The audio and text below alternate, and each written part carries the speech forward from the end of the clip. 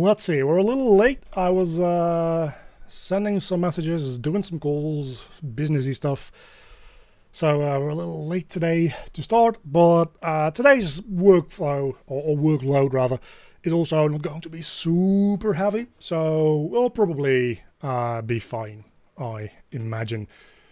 So we're getting around to the point that we more or less finished this guy's behavior, and we started him because I kind of got tired of doing ability coding, because I'd been doing that for a couple of weeks on stream. I was like, let's do something different, and then we took a month-long break to make him, and now we are back to doing ability stuff, because I pretty much finalized semi-finalized the locations of all the abilities, all the spells throughout the game. I have this obsidian vault right over here, where we have all of these abilities, right? These spells. We have a bunch of them in here. And as you can see, I have the linked mentions. Every single dungeon now has 3 recipes that are going to be findable in it, and 2 just raw spells. These don't have to be crafted or anything. These are just findable as completed spells that you can just immediately add to your loadout. So that means every dungeon is going to have 5 spells in total. This might become 1 or 2 more in some dungeons down the line if I have another idea for oh, that could be a cool ability. Let's add it in somewhere, right?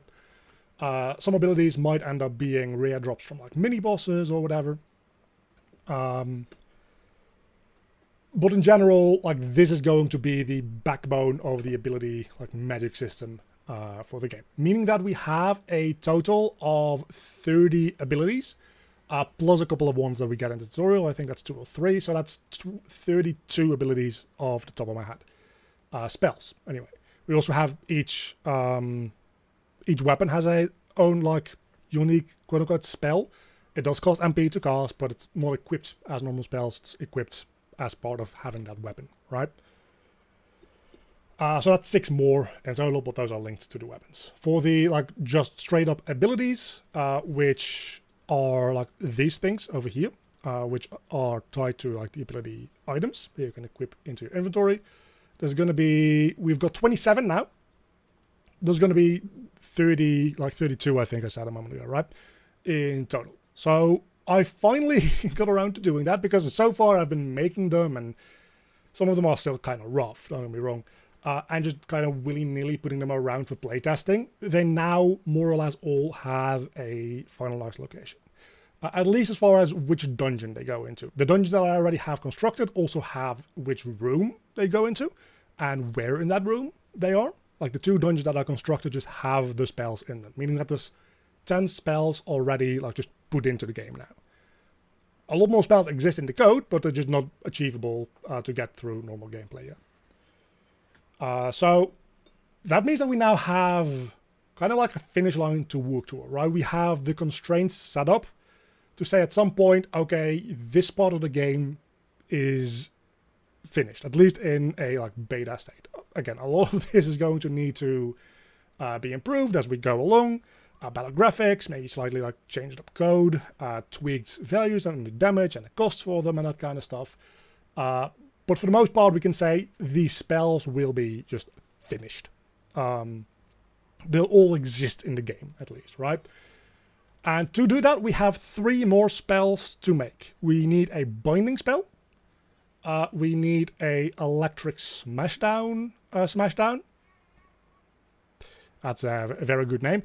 And spikes popping up between the player and their target. I'm not 1000% sure on how good this one is going to be. I might end up replacing this one because I'm not super happy with it, but we'll have to just make it and see. I kind of feel like it's a suckier version of the trail lightning spell. That's at the trail lightning spell only drops from shaman and can't be crafted. So it's going to be kind of tricky to get this one. This one's probably going to be somewhat easier to get, because I think this is just a raw spell that you can pick up. in the church somewhere. So I haven't put it down anywhere specifically yet, I don't think. So maybe the fact that it's just a sockier version of that is not that bad. That might be okay. I don't know. So those are the 3 spells that we still need to make. It's gonna be probably doable within the stream today. And then it's just a matter of revising and improving and making specific animations for them also, right? Like a lot of these could do with their own animations. Some of them maybe like even with some cinematic camera stuff to go along with it. So there's a lot of work still to be done before they're actually finished. I just called this part of the game is finished. It's not going to be finished for another long while. Just like the entirety of the rest of the game. This game is way too big to be made by one person, okay? I shouldn't have started this, okay? I know. But we're in this deep, so we're going to keep going. So yeah, let's get going, I guess. We just go into the spell abilities. I'm gonna just copy over one of these because that just makes sure that all the settings are correct for them. Gameplay ability bind. So all that this is gonna do is voice crack me, apparently. Let's switch over to a live chat so that I can see Bonnie, who said hello. I don't know when, probably a while ago because it was late for streaming. But yeah, bind is probably going to be the easiest because all of this is going to do is it's going to take all characters within a certain radius and just stop them from moving.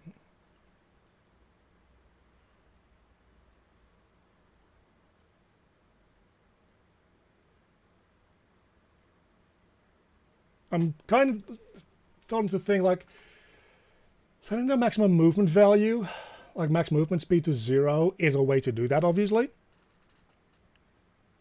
But is there a better way to stop a character from moving? Can I... Surely the character movement component has a bool on it somewhere that like dedicates, or not dedicates, dictates. Almost the same thing, not quite. That dictates whether or not it can move, like allow movement. Why can I not drag and drop? My dude, well, get character, get movement. Like can move.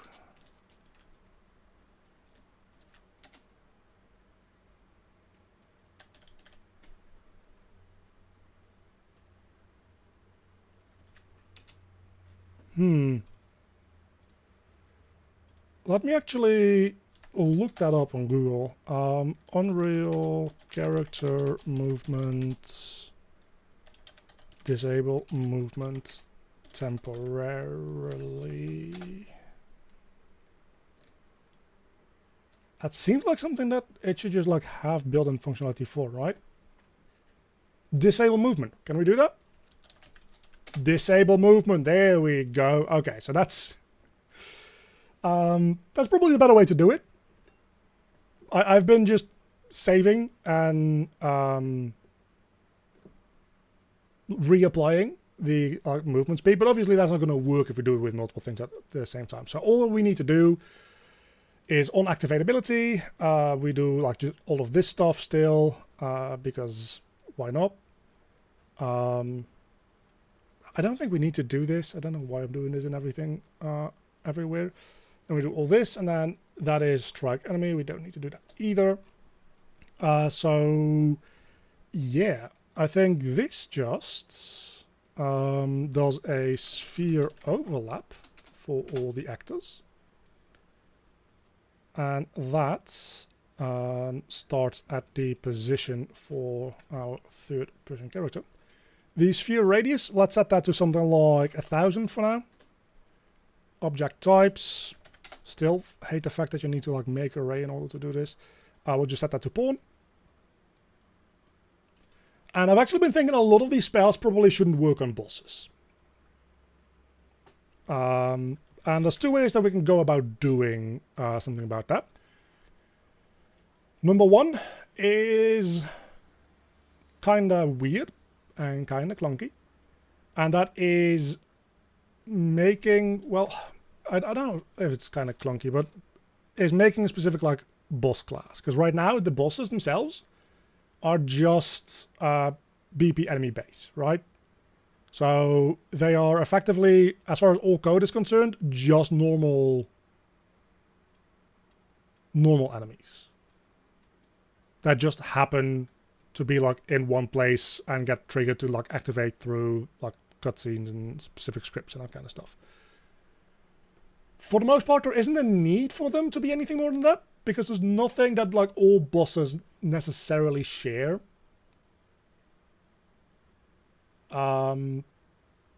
Aside from the fact that they all need to not like destroy themselves when they hit 0 HP. That in and of itself might be a good enough reason to like make a subclass for them for like BP, like boss base or whatever. The other upside would be if I have a boss base class, I can check with a cast. Well, we need to like for each loop over this anyway. I can check with a cast, just pretend like this is the boss base. So cast to BP base enemy, something like that. And instead here I would be casting to a like boss base instead of enemy base. And then I would just check if the cast has failed. More ideally what you could do is just a soft. I keep forgetting that node now exists. And then when that is false, we move on. So we just check if something is not a boss. Because we're already filtering on enemy, but bosses are going to be seen as enemies because they're a child class of the enemy class. And it's gonna remain that way. We're not gonna make like that branch split that early. Because again, for all intents and purposes, they are enemies. Just a couple of small things are different about them. So they will remain part of the enemy like class. But we can then make a distinction here. If they're an enemy, if they're not also a boss, we add them to this. So that way, it doesn't affect bosses. That's one way to do it, right? I don't know that I love that way, but I think we need to make that boss base class anyway at some point. Because again, there's a couple of things that it just does differently from normal enemies when it reaches 0 HP. So it might be good to just have that as a class anyway. I don't know. I should have done that a while ago. I have 3 bosses at this point. There's going to be 8 bosses in total in the game. So I'm almost halfway there with having made the different boss classes. So at this point, it's a little hit or miss on whether or not that's actually worth like refactoring anything for.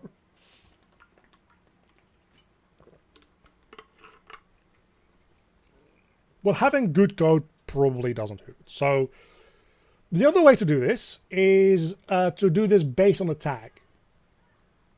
And that tag can just be a boss, for instance, right? So hashtag. This is a checking if it has an actor tag. So we can just say boss. The upside of this, and the reason that I think I like doing it this way, is we can give this tag to individual instances of any enemy in the game. Meaning that we could give this tag to mini bosses as well. And if a mini boss is just a souped up version of a normal enemy, it isn't dependent on its class to check whether or not this ability should work on it. It's dependent on the tag that it has. So I can give just a souped up normal version of an enemy which just has like a slightly more aggressive AI, maybe like more damage, more HP obviously. But aside from that, it's just the same class. I can just give it this actor tag and it will be considered as a boss for these abilities.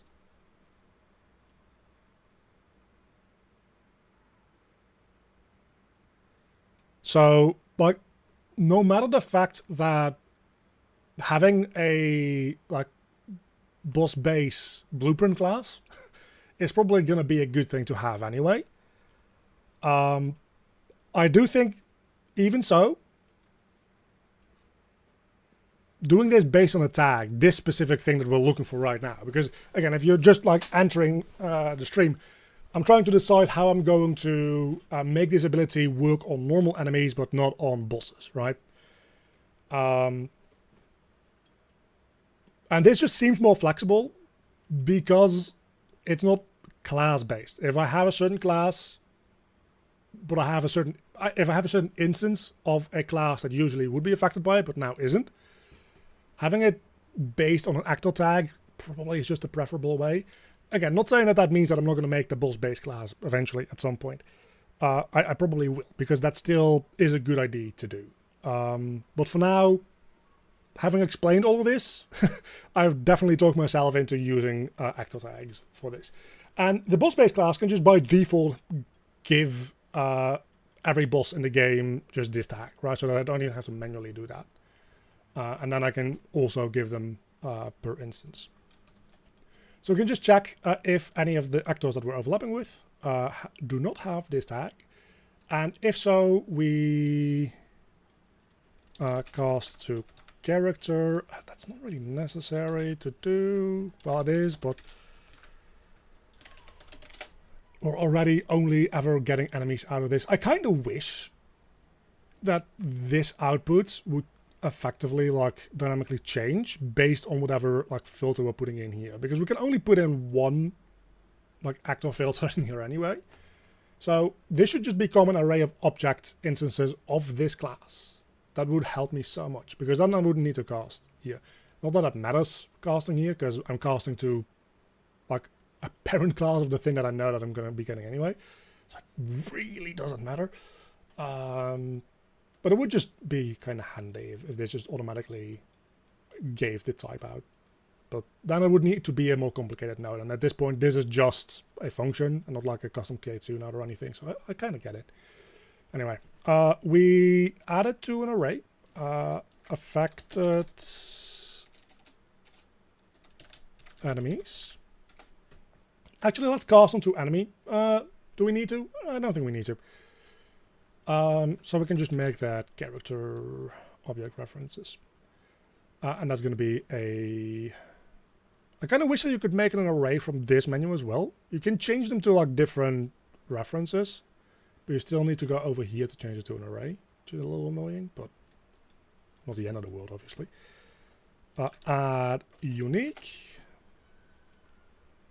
I'm a little obsessive about things not being added twice. There's no way that this would add anything twice. And technically this is more expensive than just adding, but I don't know. If I notice any impact from it, I'll change this to a normal add. Until then, it's going to be fucking add unique, because it lets me sleep at night, okay? After it's been added, we disable movements.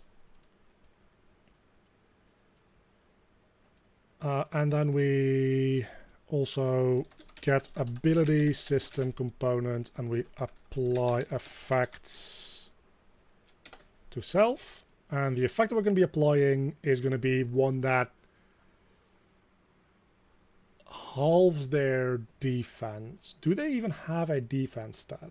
I don't think so. So then, okay. Let me think that through real quick.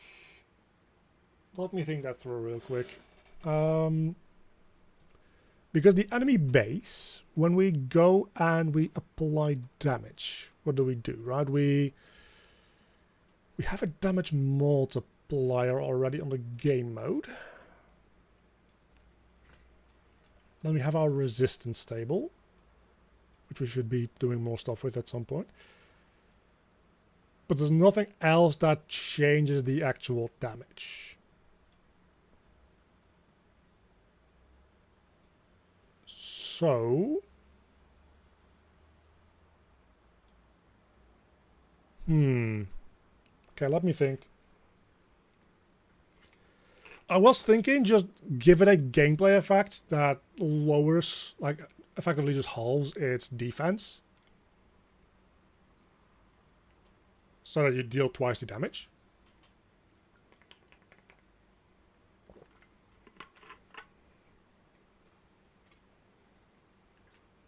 And I guess we could give an attribute for just like damage multiplier that we could double instead. if we want to do it on a gameplay effect. It seems like it's more stable to do it as a gameplay effect. The other way that we could do it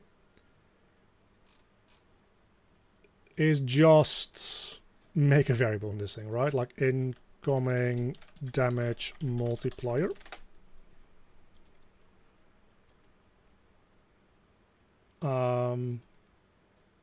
The issue being is what happens if I do this ability twice? I guess it just overrides it, and no, that would be messy, because what will happen, right? If I do this ability twice, I can just make it have a cooldown that is as long as its effect, I suppose. But yeah, that's.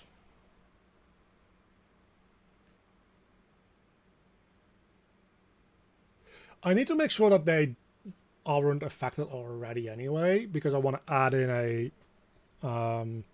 particle effect, or like some sort of visual effect for them being like bound. But assume that we have this is the length of how long it takes. Like this is where we bind them, this is where they get like freed up again. What if I do another bind on a enemy that's already bound about like this deep in, right? Here, its damage input gets set to 2, and then here it gets set back to 1. That's a very bad one. But then here, it already is 2. We set it to 2. It's not really a problem.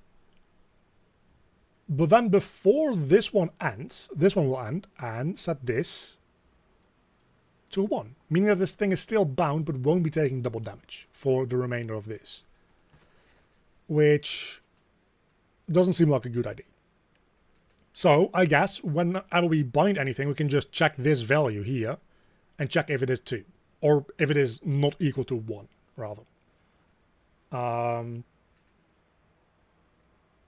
if it is anything else aside from 1, we just assume that's already bound or something else is going on with it. And we just skip that entirely. That feels like it's probably the most sensible way to do things, because even if we did this with a gameplay effect, I guess gameplay effects can have cues that go with them though, so maybe actually that would be a better way to do it, because the cue would also automatically disappear when the gameplay effect disappears. I think I'm still kind of feeling the gameplay effect, man, because the gameplay effect can just, we don't have to bother with any of this. The gameplay effect can just stop other gameplay effects of that type to apply. So yeah, I do think that we're gonna, yeah, that's the way that we're gonna do it. So we go in here into enemies. We go, nope, actually. We go into the enemy attribute sets. And we already have a defense and a max defense. I've been kind of just scared to remove those, to be honest with you. Let's just revenge counter. I do need to implement a system for that at some point. You're right. I'm planning to do that tomorrow, actually. Let's call this like damage multiplier. Now we have a accessor for that as well. So that way it'll be an attribute that we can influence with gameplay effects. Yeah, that seems like the way to do it. Let's real quick rebuild for that. So anyway, how's everybody doing today? You can tell that my mind is all over the place, maybe. Like I've got a million different things that I'm like working on in the background, which again, I was a bit late today. So generally like exciting and good stuff for the most part.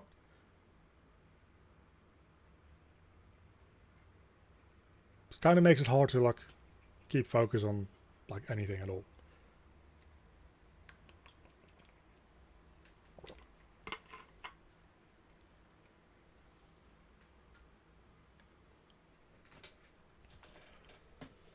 But we'll manage. we will manage. Rebuilding is taking a while though. That's one of the downsides of the project starting to grow, is that at some point compiling actually like takes forever. To be fair, we did change a header file, but it wasn't even like a super big cloud or anything, so that probably shouldn't have had such an impact. Oh well. Oh yeah, I'm also not streaming on Twitch today, it seems. Well, guys, I forgot. Last time I streamed on Twitch, the whole player didn't seem to work to begin with, so I think Twitch might just not be AV1 ready, and I don't know if I want to stream in H.264. I'm gonna be real with you. Get with the games, Twitch. Nobody's fucking watching on your platform anyway, so who cares? Twitch is nice, but also it's just not. You might think that that sentence supposed to go on. Nope. It's just sometimes the idea of Twitch is nice. The execution of it is shit. For somebody who doesn't interact with like a larger community and like push his own shit constantly, because it's annoying and I don't want to do that. Twitch is just effectively like a waste of time.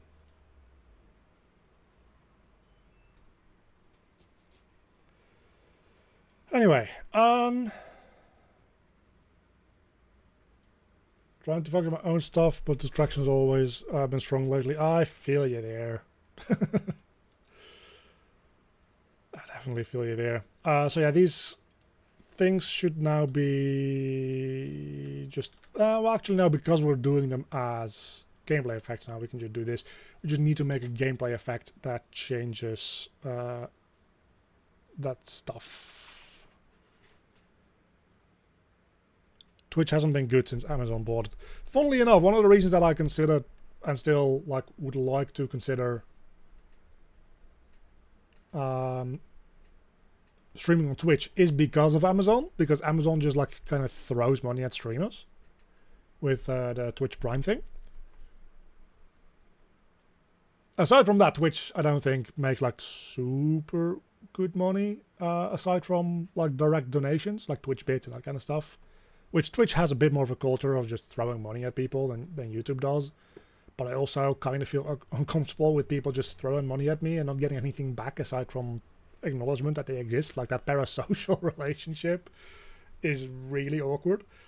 So like aside from the fact that I would probably like be good because again there's more of a culture of just throwing money at people there. It's also kind of like awkward to do that. But with that culture also comes the fact that like you have that Twitch Prime thing where you effectively have like a free subscription to like a Twitch streamer of your choice, meaning that you can just like get like I think like $3 a month out of Amazon's pockets from that, right?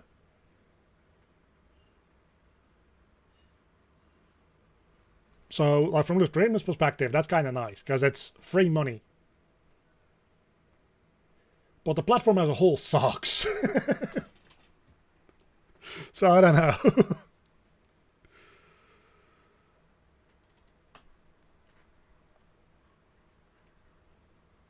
Like at this point it would be worth it to stream on Twitch just to try to like bait YouTube and giving me a exclusivity contract at some point. But I guess you can use Kick for that as well these days. Either way, I don't really care. I also don't like having to like have 3 different like stream chats open at the same time because I'm bad enough at looking at one. Where do I keep my gameplay ability stuff?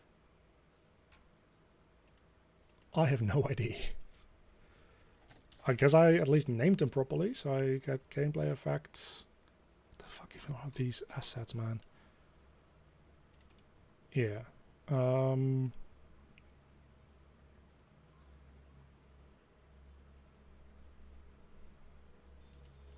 Full of view. There we go. So, we make a new gameplay effect.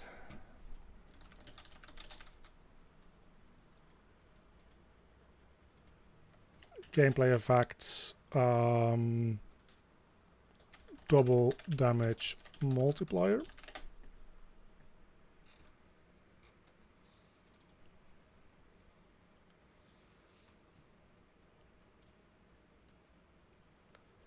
Duration policy is going to be infinite.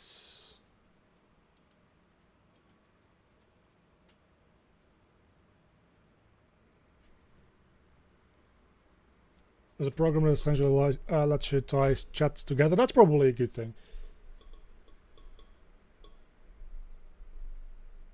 I've also, like, it's probably part of one of those multi-stream setups, which I've looked at in the past as well, but they're like, they're prohibitively expensive for somebody who actually doesn't make money off the streaming part of content creation. Like, I just don't. On a monthly basis, I think my streams, and that's mostly just like YouTube Premium viewers, I imagine, on my end, because streams are just like long content. Might also just be a lot of ads on the streams, to be fair, because I looked at one of my streams lately, like a couple of weeks ago, and the amount of ads that YouTube places in them is fucking insane. I'm so glad that I have YouTube Premium.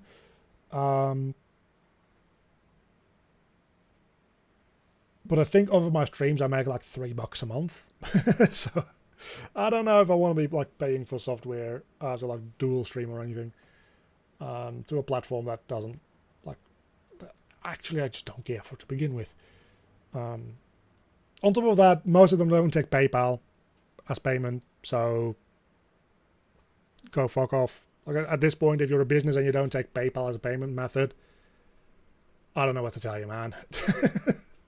The odds of me actually like paying you in any other way are very slim.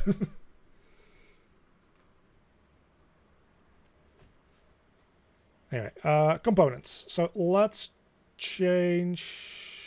No, modifiers. We'll also go back to components in a moment. But first I want to set up the modifier. Modifier to attribute, change thing.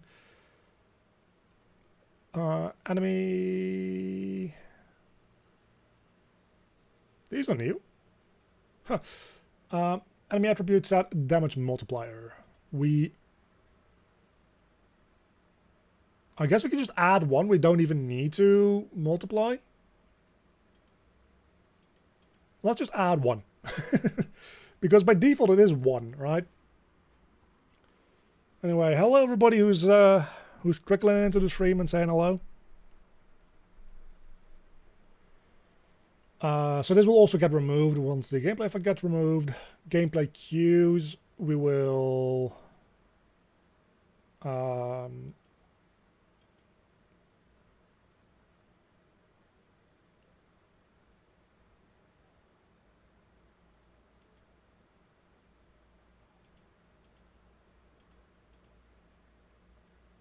don't know.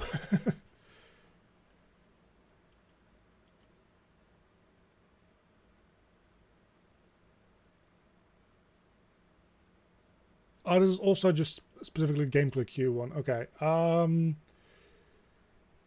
Let's call this status dot bind. Source file, sure. So does this really only add like gameplay queue dot... Oh, that's annoying, man.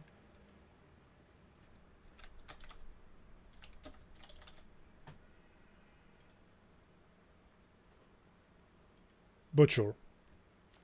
Gas stuff, yeah, we're doing mostly gameplay ability stuff.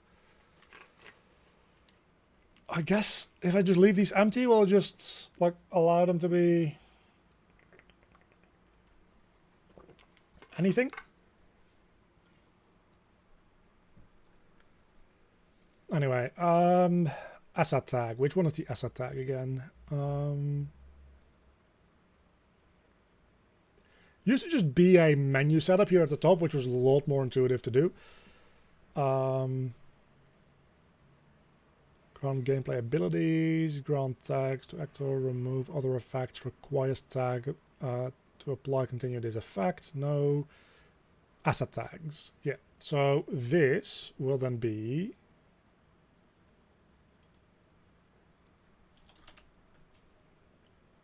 I guess status.bind. And we can block effects with the tag assets or status.bind. So once we have one bind on this, it's actually the wrong thing. Once we have one bind on this, it will not allow you to bind again, I think. Hopefully. That's the idea. Gas is nice, kind of sucks how it's not exposed.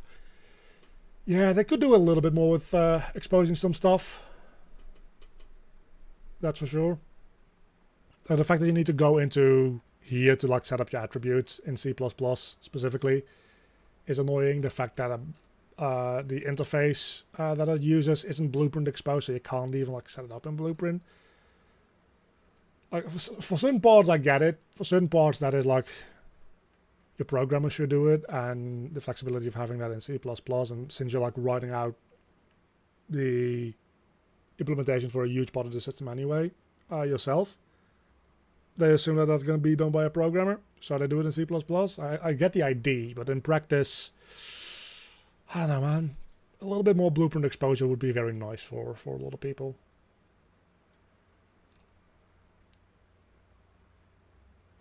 Because requiring C++ for the basic setup, because without it you can still use parts of Gas. Like you can do the gameplay ability thing without using C++ at all. It's just everything to do with like the attributes falls away. You can't do that without C++. It's the attribute specifically that like requires C++ intervention. But the segmented different classes for different abilities, and just adding a gameplay ability system in general to like as a component to classes, that's all Blueprint exposed. But that's only half the system. The other half is the way that you like them change and modify these attributes in different ways, which requires C++, which is annoying. Yeah.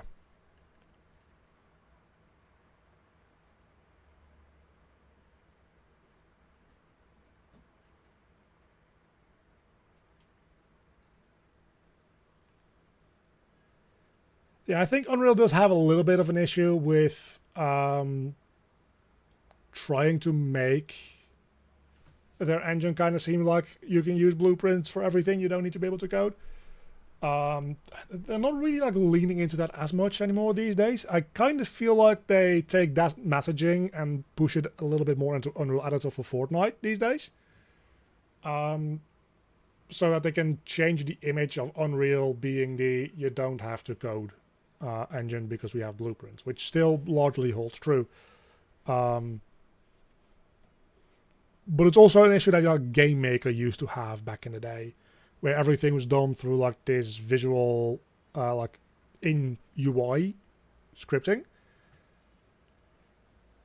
And Blueprint is a lot wider and a lot deeper than Game Maker like visual scripting ever was. At least when I used it like a decade ago. Maybe even more at this point, actually. More like 15 years ago. But still, you're still programming. It's just with nodes instead of with text.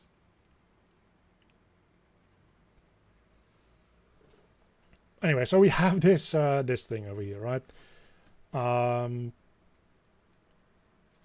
will make the queue for it in a moment, but I want to go back into the bind. And now, well, actually, let's just call this gameplay effect bind.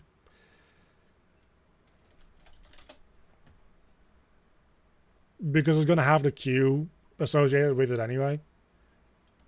And it's going to be easier to type. So, mostly that.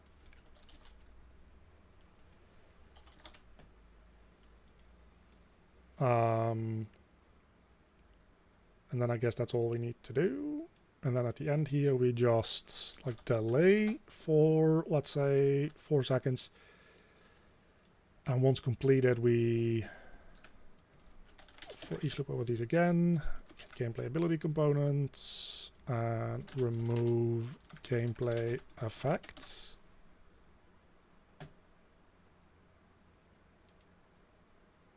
Not by handle, please. By source effect, that's what we want.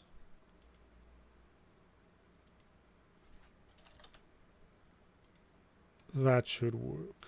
And then also character movement again and re-enable the movements. And that should be everything for binding, I think. Node.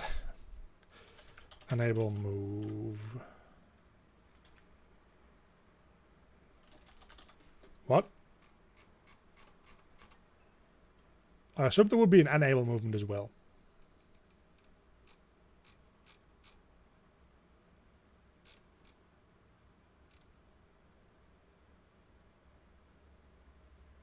Oh, it's just set movement mode. Okay. Movement mode. Set movement mode. That's actually, that makes sense. We'll set that back to... Ooh, some of them are going to need to be set back to flying, though. Ooh.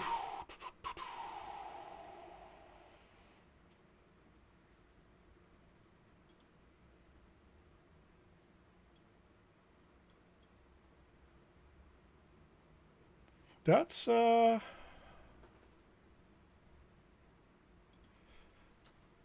good point. How do we do that?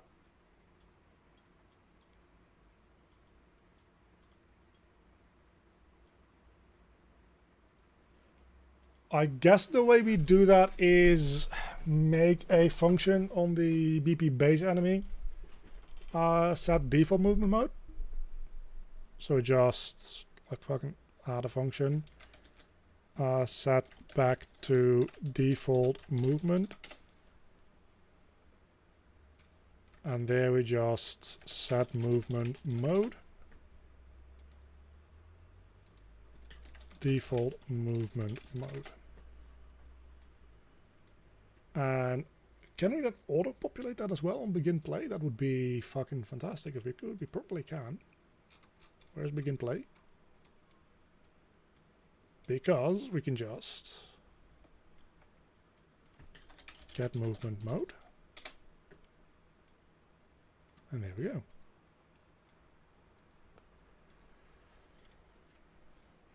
Okay, but for that, what we need to do is we need to change a couple of things around here.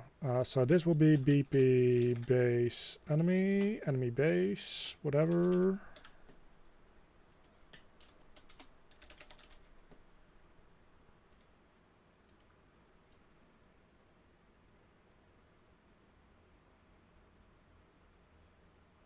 Oh, by the way, this is on my different monitor. You can't see that. Takes a while. We can immediately change this to cast to BP enemy base.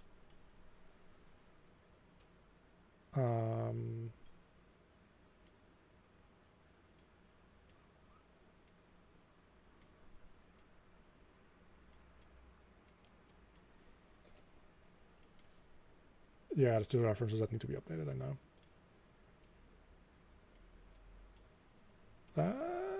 No. I was going to say that should do it, but not yet.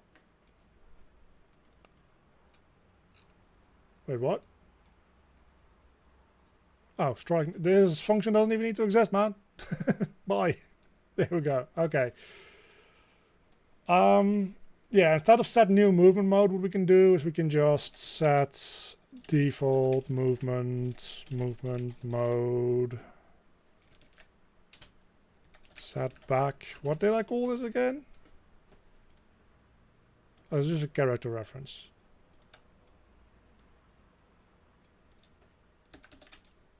Set back to default movements.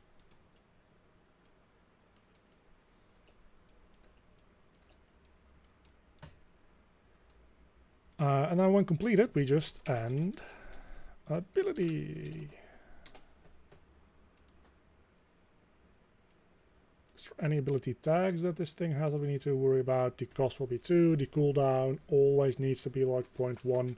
Although I think we hard-coded in that if it is less than 0.1, it just returns 0.1 in the actual stuff.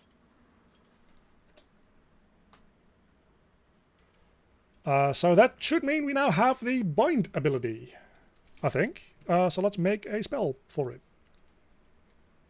I'm gonna just copy one of these over. Need to make icons for all of them at some point as well. It's gonna be a thing. Gameplay ability bind.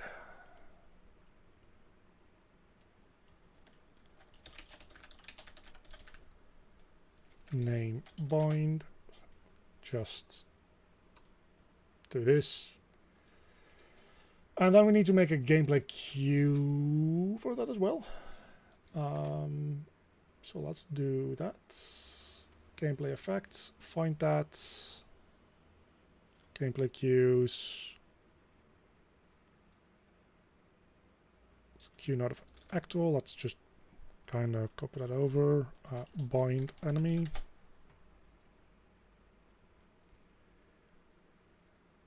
And this is both the best part and the most infuriating part of gameplay ability system, is we don't need to explicitly like set this up to bind or anything. We just need to give it the corresponding tag, which is going to be status bind. And that is everything you need to do. Isn't that just kind of infuriating in a way?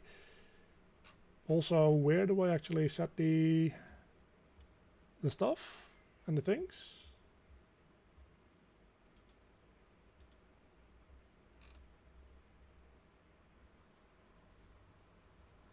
Oh, because it's an actor, so now we can just, yeah, that makes sense. Let's just make something new. If nothing else, just as a test, right? VFX enemy bind. What's good? Cheese. Cheese is good. My mental health? Not as good as cheese. I'll let you decide whether or not that means that my mental health is shit or cheese is just really good. I don't know why I haven't copied that thing over, because I was going to make an empty emitter anyway.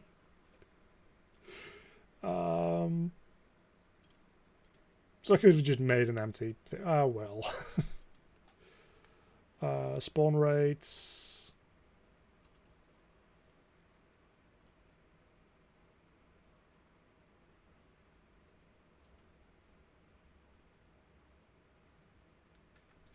Oh, that should be an emitter update, I think.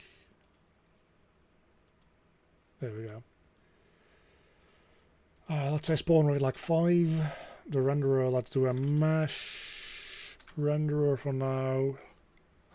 Because I want to render a... Like, do I have like a donut? It's like a torus. That's good enough.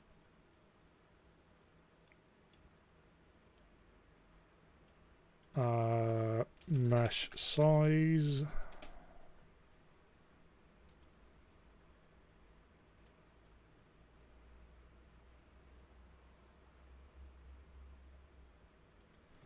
For which we need to init particle.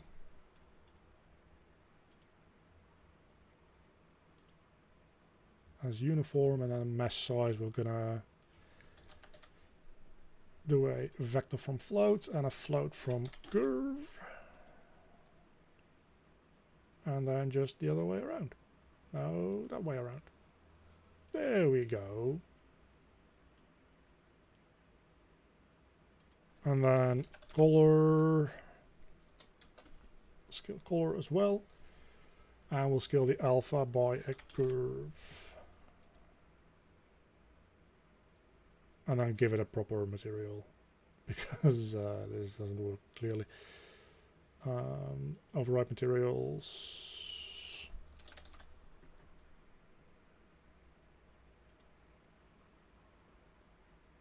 No, maybe.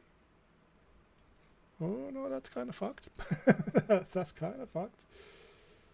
I have like a particle material for 3 meshes. I just don't know what I named it.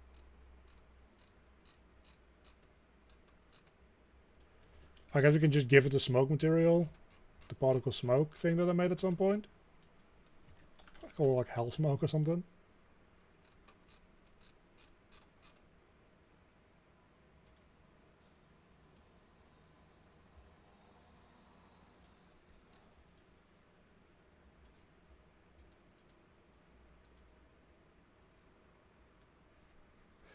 I feel like maybe the UVs are a little weird on this one. Never heard of a dev doing good mentally. I mean, yeah. Let's see what, because there's got to be something that sets like the scaling here, right? Random value, particle. Oh, this is also designed to work on a 2D thing. That's right. That is correct. Yes. No. That makes sense.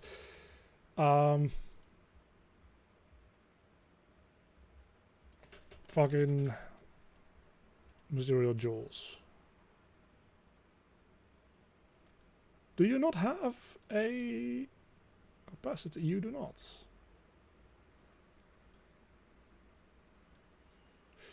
Okay. Surely I have something that I gave a hell portal race. Fucking let's try this.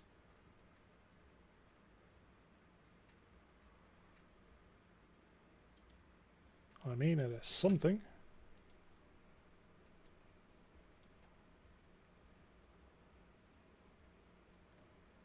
Still kind of harsh, though.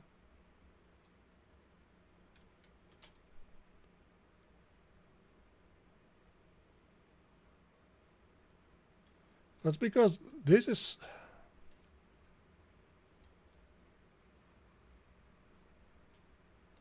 I think it needs to be a little more like this, maybe. That seems a bit more reasonable. Okay. That'll do for now.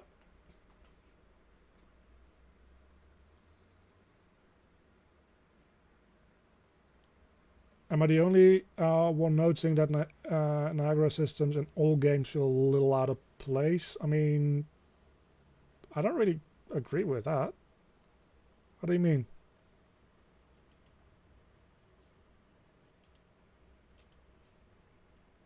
Like, it's definitely possible to overdo it as far as like adding visual effects to your game goes, don't get me wrong, but if you're like advocating for making a game without any particle effects at all, that's also probably like not a good idea.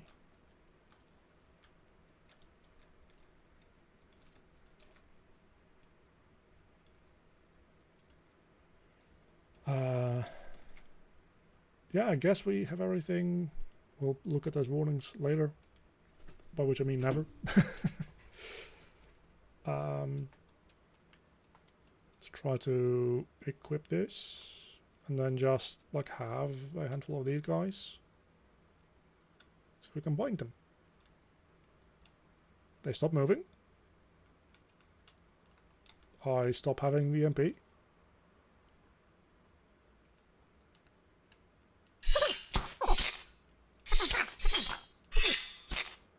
Oh well, and their attribute isn't used yet to like multiply the damage.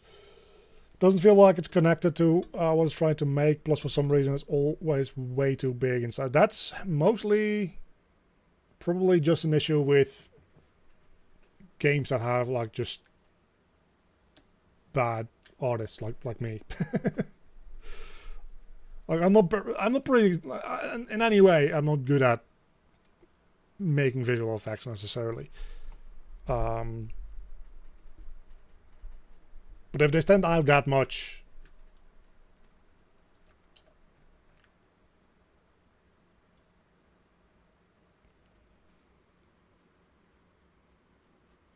yeah, if they stand out that much, that's like a user issue. With user issue, in this case, we mean like the developer's fault.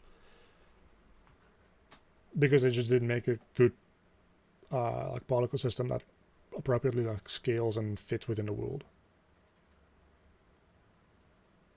Did you make the art for this game? So far, largely, yeah, I did. That's why it's kind of jank.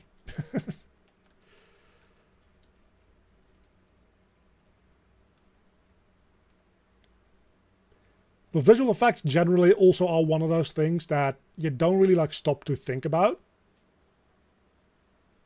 Unless they like jump out at you for some annoying reason. It's kind of the issue that you also have with like the visual effects like in movies. People, let's talk about Marvel, right?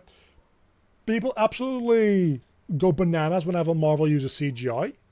No. They go bananas whenever they notice Marvel use CGI. The one example that I always like to come back to, and fucking everybody does, so you've probably heard this before, but in Avengers Endgame, the time travel suits that they're wearing, not physical props. 100% CGI'd on. While filming, they just had their normal, like, costumes on. Obviously, like, large parts of the Iron Man and Spider-Man suits are CGI. That's a little bit more noticeable. But 99% of the CGI that you see, you don't actually notice that it's CGI, and as a result, it's not an issue. It's the 1% that you do notice it where people start complaining, which is valid. But then the issue isn't studios are overusing CGI. The issue is studios aren't giving production companies enough time to finish the CGI. And kind of the same thing goes for this, I think, is when you notice it, you probably notice it because it is bad. And when it's not bad, you probably don't notice it as much.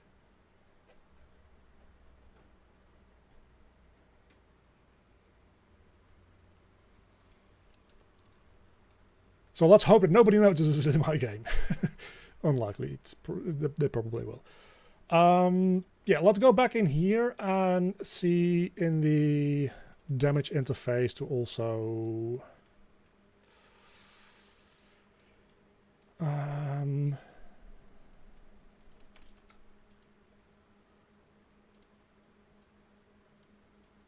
take this in and then add in one more multiplication to arrive at the actual damage.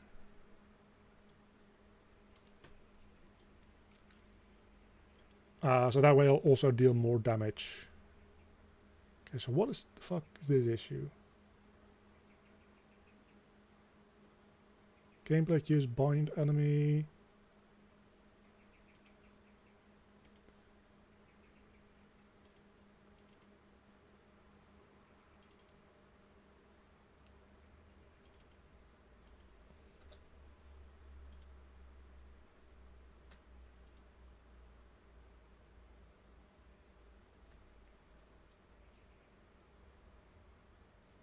Oh, this should be on become relevant.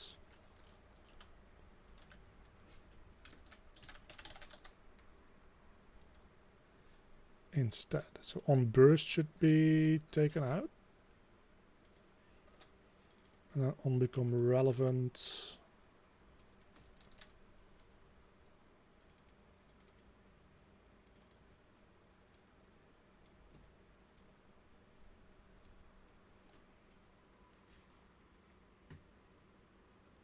Usually when something is bad, it's because orders were given tight deadlines. Yeah, definitely. It's one of those things where like your average gamer, because of online rage bait content creators, of which I will not name names, but you probably know a couple that I'm talking about, scream at their microphones because that's how they get ad impressions about lazy game devs and the lazy devs should be doing better. And like at this point, most of them should and definitely do know that it's not a lazy game dev issue, but it's a, hey, these devs are being overworked and underpaid on a too tight timeline thing because people, like executives, are pushing them to release the game by an unrealistic timeline. And that's 99% of the time, that is the issue with any sort of game releasing and being bad. Lazy game devs is a effectively non-existent factor. Because if you're lazy, you're not going to get into game development, because it is a rough fucking thing to do.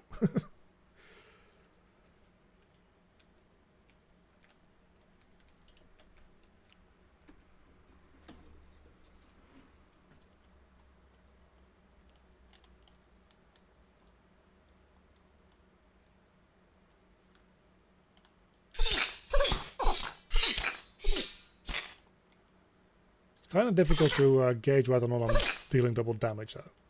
So I guess let me... Yeah, we'll get back to you in a moment.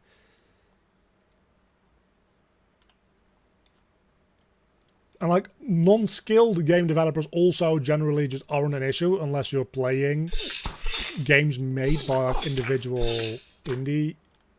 Oh yeah, that makes sense, doesn't it? That does make sense. Hold on. The default value for this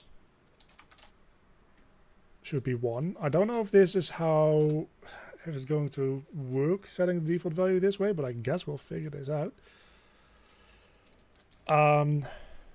So yeah, as I was saying, usually it's also not like a skill issue, because unless you're like an individual making a game like I'm right here, like in my game, it definitely, when things suck, could be just a skill issue, right? But if you're like looking at even a like decent like AA kind of game, let alone AAA, those people, like, if you get hired there, you don't have the skill issue. Right? There's so many people wanting to work those jobs that people who actually end up in those jobs generally know well enough what they're doing.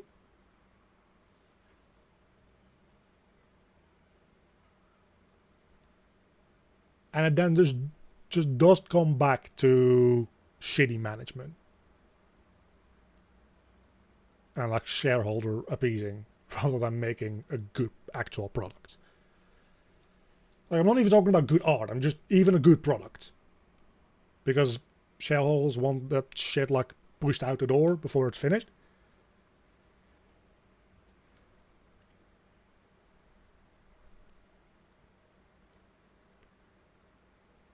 Except if you're pirate software. I mean,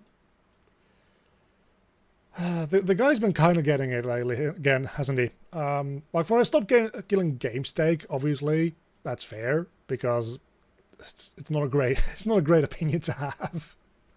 But it's an opinion that you can have. I mean, that's what opinions are. It's something that you can have. And definitely something that you can double down on. Well, maybe not always you should be. But then the whole internet just jumping on him again. Like, oh, this is another like wave where we can just like bandwagon and get clicks off of him. To a certain extent, it's just kind of funny as well. I'll like happily admit that. But this seems like the default value now is just 1 for the benefit file, right? Yeah. And then when I do this, it, well, doesn't work. I haven't actually watched any of the like deconstructing his code videos like in depth, because frankly I just don't give a shit. But it very much reads to me as people bandwagoning more than actually having like anything valuable to add to the discussion. Which, his code might still suck, don't get me wrong. I don't know. Again, haven't looked at it, don't care.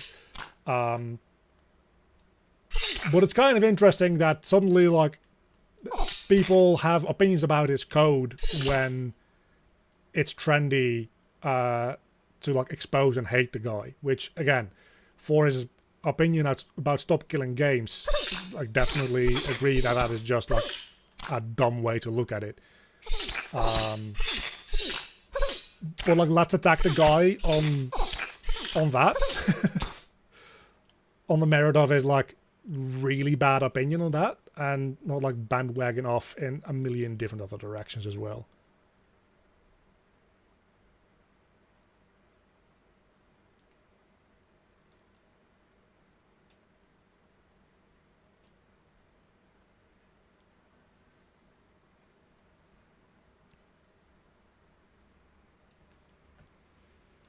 I honestly hate the argument. It's not pirating if you don't own it. Yeah, that's also a stupid argument. Like without a doubt, that's equally as dumb of an argument.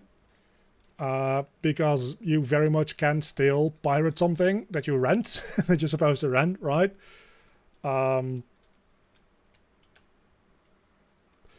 kind of feel like that's more of a like symbolic thing. At least it started as that. Now people actually like believe it that way. Like if you pirate an Adobe product, like if you pirate Adobe CC 20 whatever, that's still fucking pirating. You can't buy a perpetual license to it anymore, but it's still pirating. Doesn't make Adobe a good company at the same time. Adobe is still a shitty company.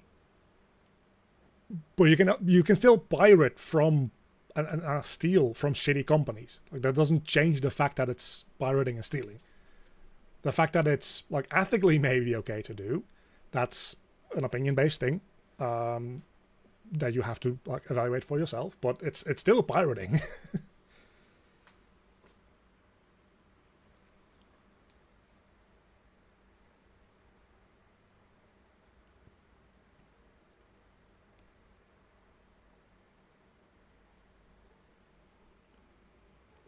Pirate Software pimps himself as a Blizzard dev over and over, giving himself to scrutiny. I mean, that's also fair. That's also like definitely fair. Like positioning yourself as an authority means that you're gonna have people look at you as if you're an authority. So also judge you as if you're an authority. And if you then like end up sucking at something that you should be an authority on. Again, I don't know like the specifics of his code because I see those videos on my feed and I'm like, interesting timing, and I just don't watch them because I don't give a shit.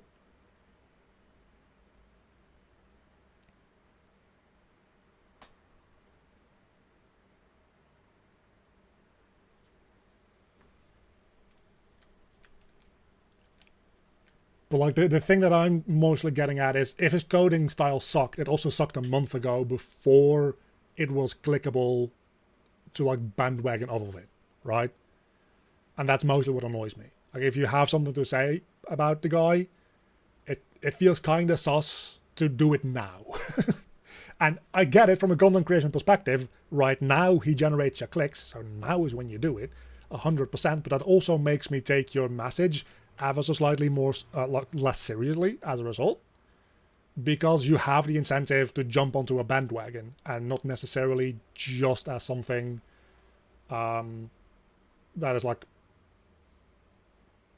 what's the word, like the content itself being worthwhile. It kind of feels like finding a problem that it's profitable to like talk about it rather than showing the world a problem because there is a problem. Right? And those two things can exist at the same time. Don't get me wrong. You can see a problem existing and also see, hey, this could be a good moment to bring this problem to a light because people now have attention for it. Like those two things can overlap. And that might be what's happening here. But it also is like, I'm seeing a lot of people suddenly do it, and that's no coincidence. Is it possible for a 14-year-old to learn Unreal 5 and make games? I mean, yeah. I don't see why not. It's going to be a lot of learning, because you're going to have to like learn the basics of programming and like some art stuff maybe and whatever. But the upside of being 14 and not 40 is that you have plenty of time to dabble in like a bunch of different things and see what parts of the game development process that you like. Like, do you enjoy programming? Do you enjoy making art? Maybe you enjoy animation. Maybe you enjoy like sound design. Maybe you enjoy making music. Whatever, right?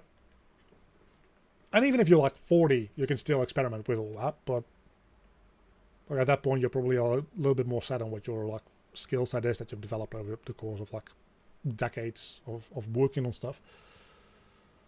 And when you're just starting, like the world's your oyster, man. You can experiment as much as you want. Yeah, I started at like 12. So I sucked a lot for a long time. Still kind of do, depending on who you ask, maybe. But yeah, no, you can definitely like. The best time to start is yesterday. The second best time is today. Is it possible to enjoy animation? There are mentally ill people that do like it, yes. I am not such a person. That's kind of untrue. I don't like the process of animating. What I do really like is having this like mesh that I've worked on for hours on hours. Like this guy over here, right?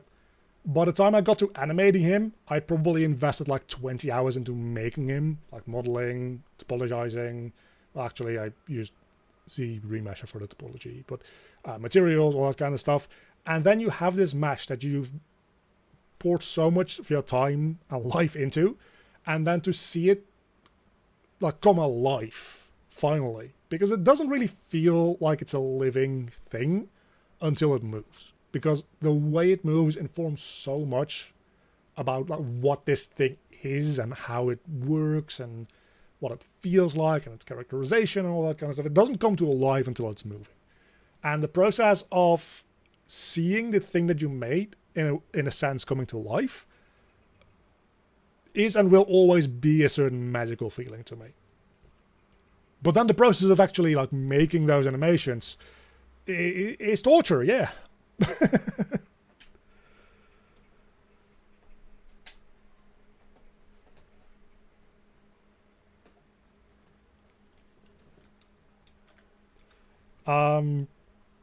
So long story short, we have the bind ability now. So let's move that to finished.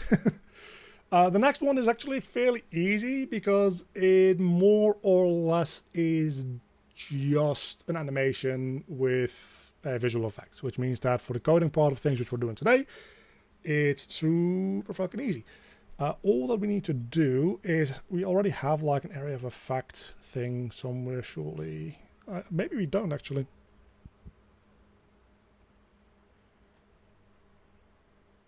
I enjoy everything with game dev, it's my dream. There's also definitely room for being a one-man team. I'm doing most of the work here on my own. I'm starting to like get a couple of people around who might be able to help me with some of the things.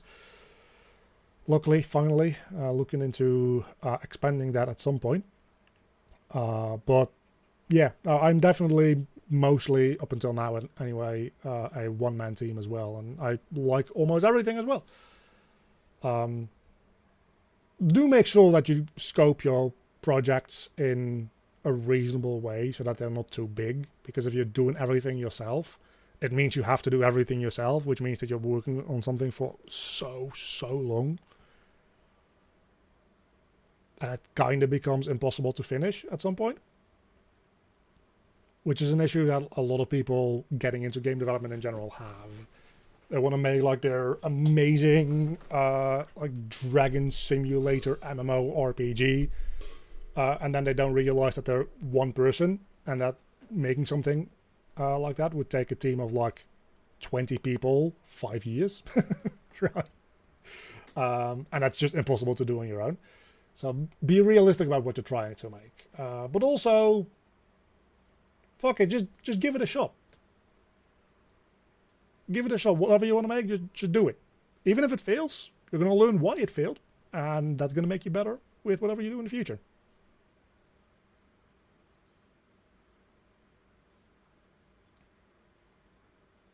AI is going to replace everyone to start making faceless automation channels. I don't think so. It's going to be content that now exists alongside human-made stuff, but AI slop is still AI slop for the most part.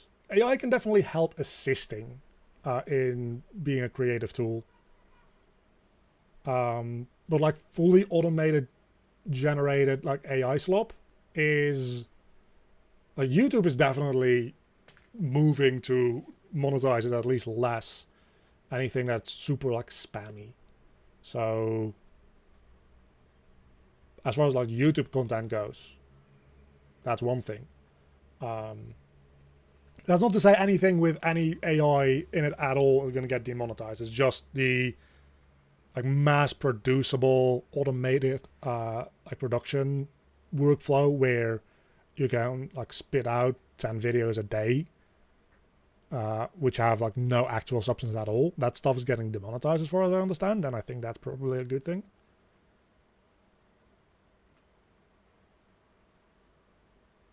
But in the same way that having junk food doesn't like negate the fact that there's still like actual restaurants, right?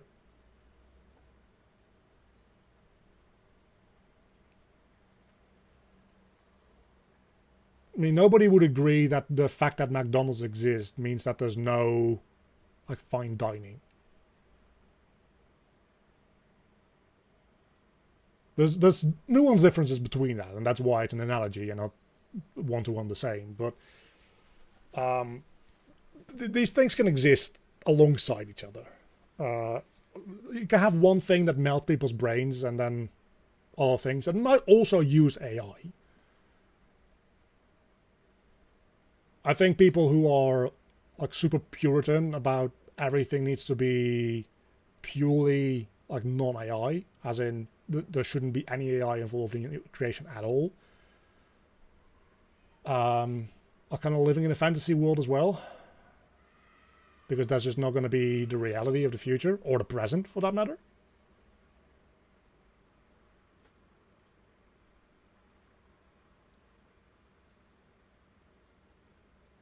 I think that's pretty much the correct take, Invincible. AI can cut down the number of people needed for a job, but I doubt it will remove human controls completely in the near future. That's pretty much what I think as well. And that's kind of the thing. Like people saying, oh, AI is shit and it won't take any jobs. It won't take all of the jobs, but it will take jobs, because something that used to take 10 people can now maybe be done with 3 people, which still means that there's 7 people without a job now, right? And the fact that there's still 3 people with a job doesn't mean that it doesn't take jobs. But at the same time, it's not going to replace everything either. There's still going to be a handful of people needed to steer and maintain some sense of like control and direction.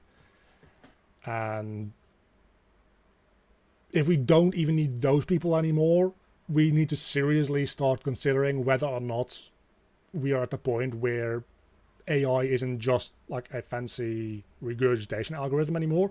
At that point, you can start having a discussion on whether or not we actually have like AGI. But we are likely fairly far away from that. Whatever like OpenAI CEO might want you to believe, obviously marketing bullshit, right? Oh, he copied himself onto an external hard drive. Fuck off.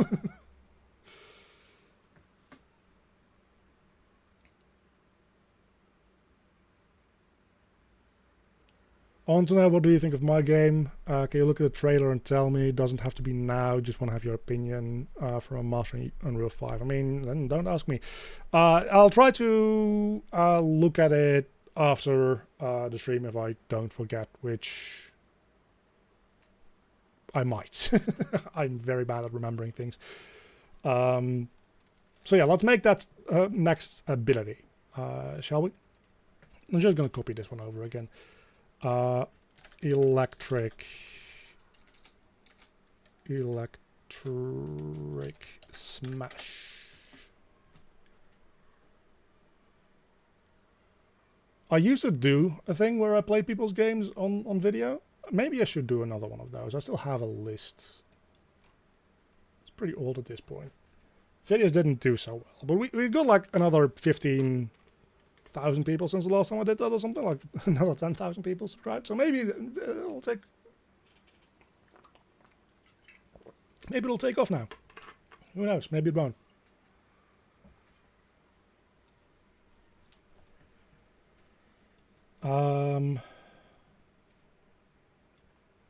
So committability now. Well, we'll still need this, but we'll just apply damage directly to all these. So apply damage. I think in 100 years we'll be cooked because of AI, but for now we're good. I think it's going to be a little sooner than 100 years personally, but yeah, more or less. Never saw the get location node in my... Oh, this one I made myself. That's why you haven't seen it. It's effectively just a wrapper for get actor location. It's just this node wrapped so that it automatically spawns in. Which actually we need that. So yeah, you're not gonna see that in other projects because I made it.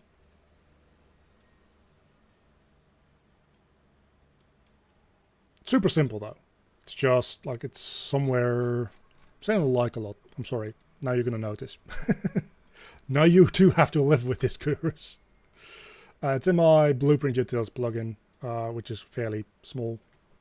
But I have this function library where I have a handful of functions where I convert an actor to a location, to a rotator, to its full transform. I'll have some things like inverse lerp, divide with remainder, get percent between two different things. I keep forgetting that I made this function. I should use it a little bit more. Another add here anyway. I should make one to get the world location of a component as well. Might as well, right? Component to vector location.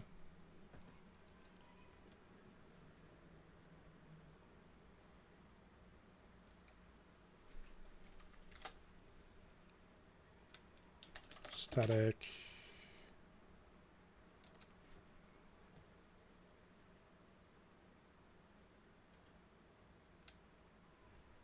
I assume that it would need to be scene component to vector.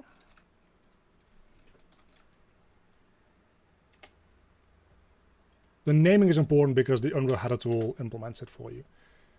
So return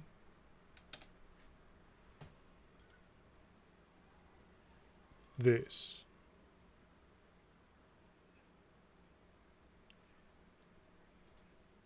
What are you implementing right now? Right now, we're doing an ability where the character just like jumps up, smashes down, and there's an electric like shock wave that comes out of that.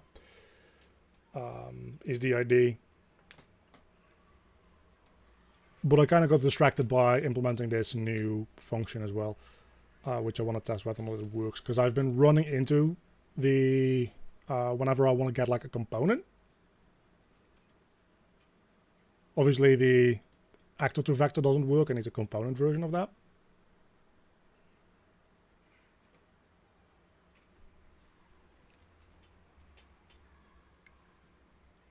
That's a really good way of optimizing productivity. So yeah, that's one of those things where I think learning C++ is worth it because Blueprint needs to get out of my way, right? When I work in Blueprint, I don't want to have to drag off, type, drag on, and do all those things. When I have an actor and I want its position, when I connect an actor to a vector, and 99% of the time, I just want it to give me the position. So, with purely Blueprint, nothing I can do about that. Learning just a little bit of C++, and knowing how to declare these functions properly, which I don't know how to declare this properly. We're going to see that in a moment. You can now make your life inside Blueprint. Even if you work 99% in Blueprint, you can make your life in Blueprint a little bit easier. So, for instance, if we were now to take this arrow component, which I can't drag in, if we were to take this static mesh component, hold on, right, and I get a like distance vector, this now does get location, and it gets the location of this thing. So it now also works for components. Neat. For AAA games made in Unreal 5, what percentage of the game do you think is created in Blueprint versus C++? That's a difficult question because it'll depend on the game. but a large portion will be done in C++. It kind of depends on how you count and how you consider that, because the foundational stuff will all be C++. Anything that's programming will be C++, and that is to say anything that is setting up functionality and like entire systems and that kind of stuff will be done in C++. Blueprint is really cool for linear scripting and finalizing and implementing all the code that you made with C++. So if you have a game that is highly technical, there's going to probably be a lot of C++ and relatively little Blueprint. If you have a very like linearly narrative game that needs very finely tuned moment-to-moment content, it's going to probably have more Blueprint. But Fortnite in the beginning, and to a certain extent up until this day still, I think, but part of the idea of Fortnite was that it should run as much as possible, if not entirely, of a Blueprint, so that they knew that Blueprint was a solid framework to work in. I think Fortnite doesn't entirely run off a Blueprint anymore, because I'm fairly certain that it uses gameplay ability, which means that they're using some level of C++ at least. But I think for the most part it still runs off of Blueprint.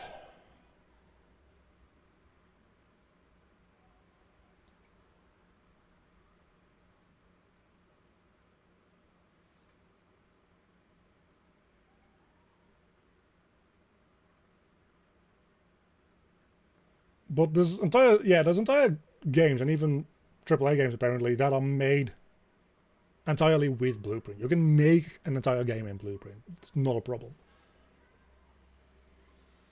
In most cases. Sometimes a little bit of C++ work will help you out a lot, but for the most part you can make games entirely in Blueprint if you wanted to. And if you're just getting into it, I would even recommend doing that, because while C++ isn't that intimidating, as most people seem to feel and think about it, it also is more tinkering around and more fucking around and more like weird stuff happening than just Blueprint. And just blueprinting is simpler to pick up. So I very much would recommend to just start with Blueprint.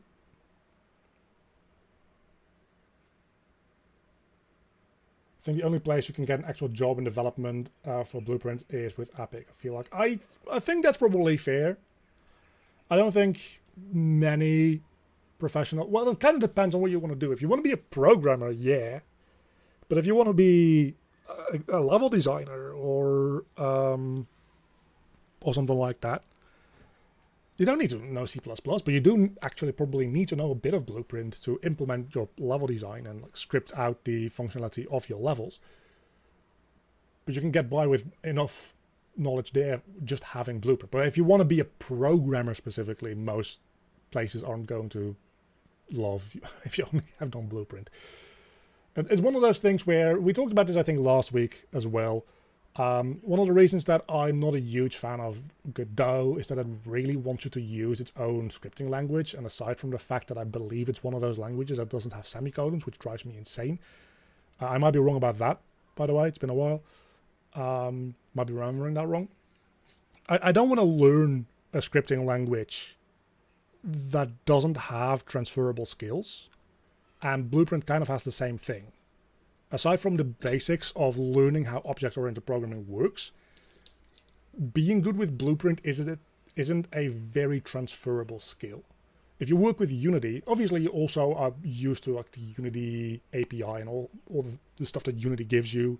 You're not a full-fledged like C# developer if you even have a decade of experience with just Unity. The same way that I, having experience with C++ and Unreal, I'm not a C++ developer necessarily. I would need to invest extra time and effort into learning wider C++ if I wanted to make C++ applications. But at least the C++ coding itself is a transferable skill. I know the syntax and I know a lot about C++ programming now. And the same way if you work in Unity, you will know a lot about the language of C#, which means that you also know Java, for instance, more or less. And you could kind of say the same thing if you know like the Godot script. You effectively know like, a weird version of like Python, but it's not a very transferable skill. GD script is based of Python. Yeah, I thought it was.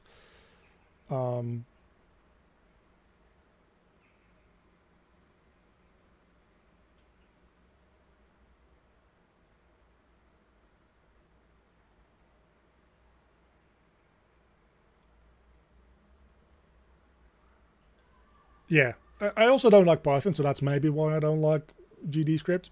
But again, it's mostly like the semicolon thing that just drives me nuts. Let's actually add in a blueprint node once in a while. Play montage. We'll make this sword attack 5 for now.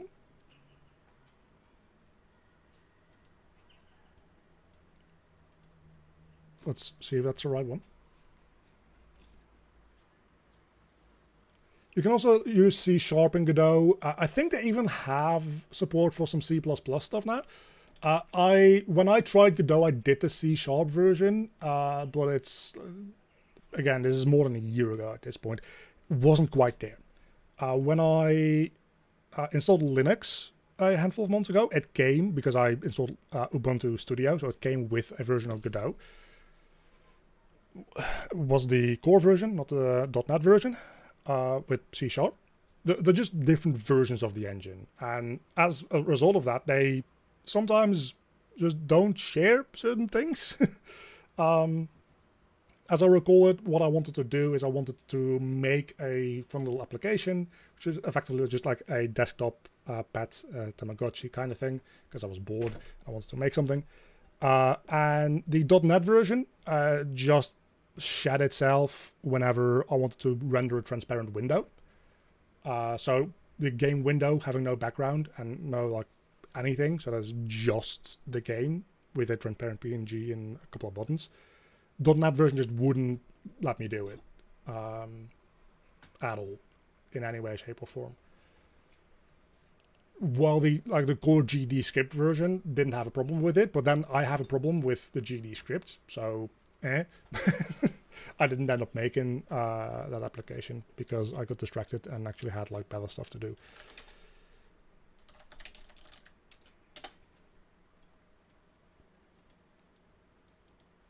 But yeah, it's not like the engine has support for either or both. It's effectively a fork of the engine that uses C#, which is ever so slightly different.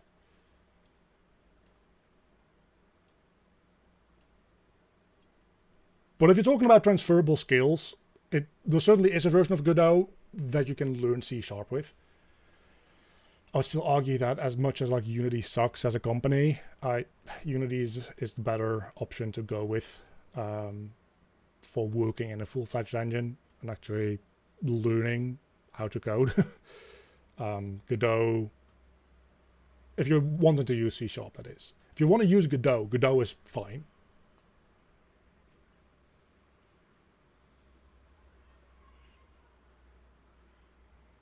Also, yeah, Godot has less user-generated content in the form of tutorials than Unity, obviously.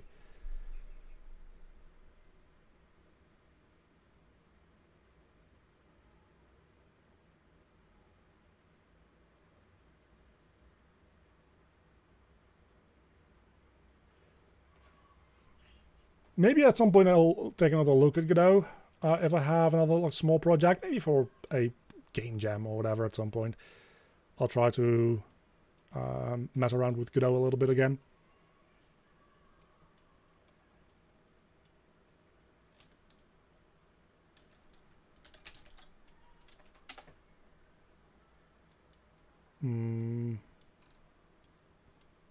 But for the time being, I'm not a huge fan. Let's just keep it at that. Wait events. Event to wait for will be fucking attack.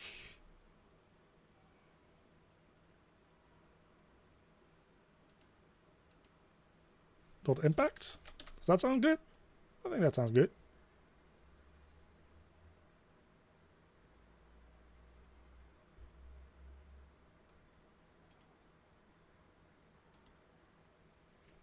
Should also how unstable it is after the dump conferences where they started blocking people left and right. Yeah, but that's not really like an engine issue. That's just... don't get me wrong, it's not great. It's also not really an engine issue. Let's make a copy of this montage, actually. Somebody's dying out there, apparently. Player... Electric impacts. It's going to be the same animation for now. Again, eventually, obviously, it'll have its own animation. But that's a future me problem. For now...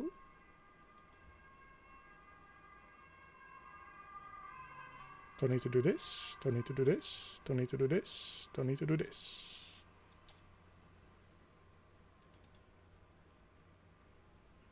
Do I have a notify for sending an event? Send gameplay event. I do.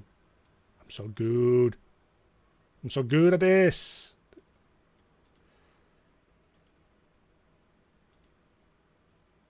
Attack.impacts. Now let's make sure that send gameplay event actually sends it to the proper thing.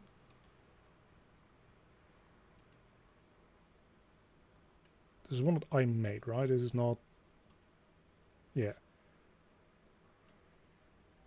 I guess we'll see if it works.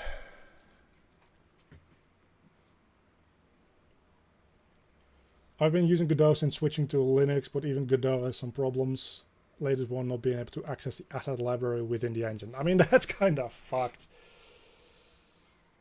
Of course, not the engine, but the higher-ups issue, exactly like Unity. Yeah, but the issue is that the Unity problems actually affect the users. Where some weird-ass intern at Godot just being bad at PR doesn't affect the users, right? It's with Unity doing some weird-ass runtime fee shit and then trying to force everything to run in the cloud, that affects the users. That is the major difference between the two of them. I suppose you could say that being blocked by the account representing the engine that you want to use kind of affects users. But for all intents and purposes, not really, right? It's not a huge deal. Doesn't make the engine as a whole borderline unusable and untrustworthy. Certainly not a good sign, though. Again, it was a bad look. Very bad look. But I do think there's several degrees of bad between that and the shit that Unity's been pulling off the last couple of years. But yeah, if you're on Linux, you still can use Unreal. Unreal runs on Linux fairly well. My tutorials over the last like 4 months have all been recorded and made and tested on Linux versions of Unreal. So tends to work very well. I haven't built that many games yet from the Linux side. And you do have the issue that from Linux you can't build for Windows. So you still need to then send over your project to a Windows environment to build it for Windows, which is a bit of a pain.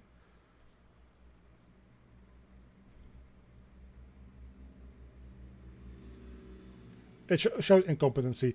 It also shows that they're not a big company.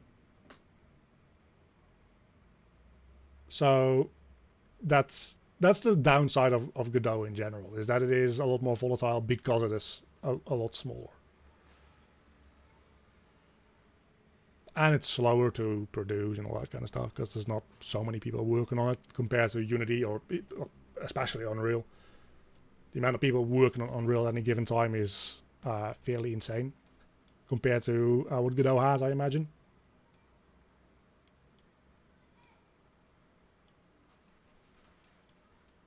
We don't need any of this either. So let's knock back this, I don't know, 50, a little less. Damage, keep that at 10 for now. Set this to lightning damage. And then Niagara system, Niagara.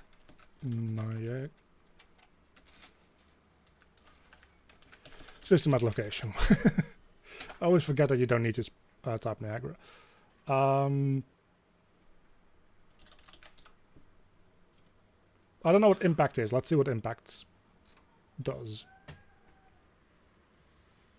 It's the biggest issue with Unreal Linux. Otherwise, it works fine. It used to be a pain to set up. Yeah, but now they just give you binaries, which is so much like smoother. Because you used to have to build from source, which, with all the weird-ass dependencies that I imagine you need to install in your Linux environment for that, I can definitely see that that would be potentially a massive pain in the ass. But yeah, now you can just download the binaries and make a shortcut to the Unreal Editor exe or launch it from Writer or whatever. And you're good to go. This looks like it might be kind of cool.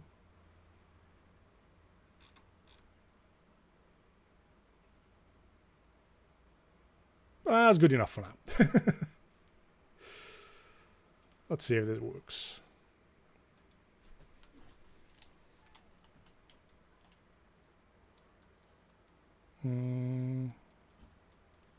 It won't work until I give it an item.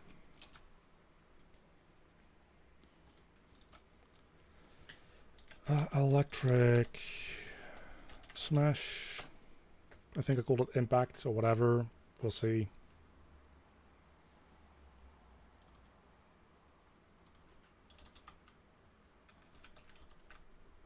Oh no, I'll call it Electric Smash. Okay, cool.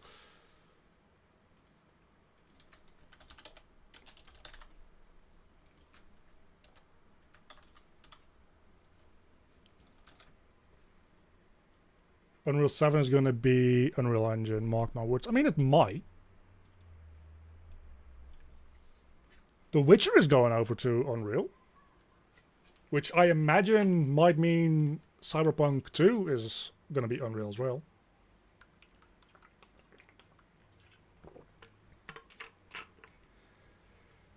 I know, different studio, but it's a huge studio that's just changed direction to start using Unreal. CD Projekt Red.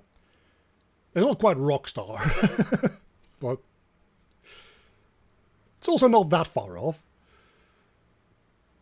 So yeah, no, I definitely do see more and more big studios using Unreal as time goes forward, because just upkeeping your own engine financially at some point doesn't make any more sense unless you need it to do one very specific thing that existing engines struggle with. In which case, there might be an argument to be made for maintaining your own engine. But the further we go in, the less it makes financial sense to upkeep your own engine along with actually developing the game. It's just much cheaper to pay the license for Unreal, the like X percentage that you have to pay over $1 million in revenue.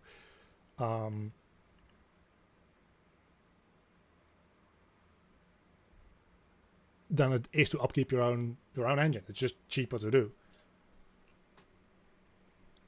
which isn't necessarily always a good thing. Like I like the fact that people are using more and more Unreal, because I use Unreal, and more people in the community means, well, more people to help each other with, to like grow with, and that kind of stuff.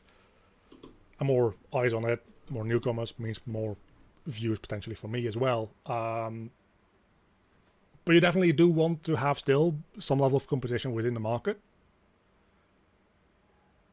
which is a little sus at the moment because there's not that much.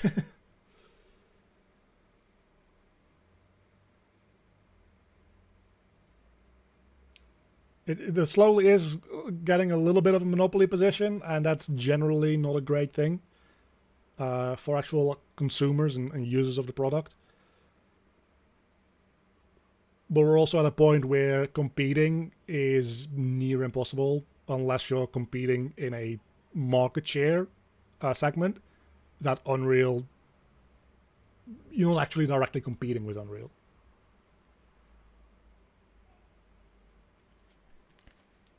So something like 2D mobile games, where we get back to Godot or Unity. Unity obviously can do beautiful 3D games as well. Godot technically also has 3D capabilities, but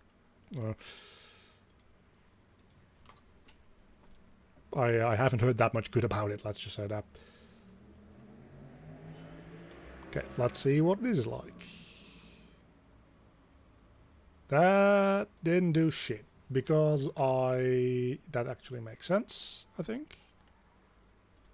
Because, in fact, I'm playing the wrong animation.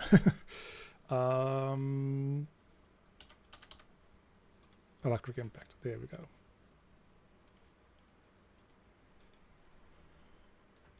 I'm only afraid that all the games will be the same. I mean, I'd be more worried with the influence of AI in that regard than I would be with engine use, because not to toot my own horn or anything, but I don't think that this necessarily looks very like an average Unreal Engine game. The idea that the Unreal Engine look is a thing is just because people produce with Megascan's assets. It's the Megascan look. It's not the Unreal look that people see. Again, I think we had a discussion about this in one of last week's streams as well. In the same way that Unity used to have this reputation for producing bad games, because if you used to have, I don't know if it's still the case, I don't think so, but if you used to have a personal license, or not a commercial license to Unity, it forced you to have the Unity splash screen, meaning that everybody who was making games with the free version of Unity, which tended to be not great games because it's just people doing hobby stuff and not investing a bunch of time into polishing their games, were marketing Unity as an engine, which gave Unity this idea of being a shitty engine, which it isn't. And I kind of feel like Megascans does the same for Unreal. People say, oh, it looks like an Unreal game. No, it's just a game that uses Megascan assets. Again, it's one of those developer issue things. Same as Unreal's an unoptimized engine. No, Unreal just makes optimization so easy that a lot of people don't do it. User issue. User failure. With user, I mean developer, right? Not gamer.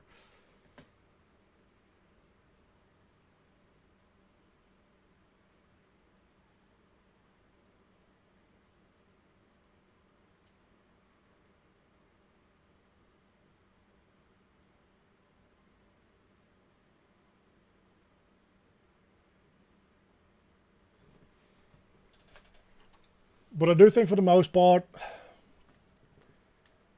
there's definitely certain things that you can feel. Like Unreal has a pretty robust camera system, which feels different from Unity's Cinema Machine system. So when playing a game, based on the feeling of the camera systems, you can kind of feel if it's an Unreal or a Unity game. Because most developers will use the built-in camera systems for either engine. There's definitely things that you can tell one game apart from the other as far as engines go. Also, I should test out the thing that I was going to do. But for the most part, the games being too much samey, I don't think is going to be like an actual issue. Did it just spawn that impact at 000? It fucking did, didn't it? Why? Why did it do that? Did I not connect up the location? I didn't connect up the location, did I? Yeah, I didn't. No, that's my bad, man. That's my mistake. Let's do it again. This is what happens when I'm too chatty.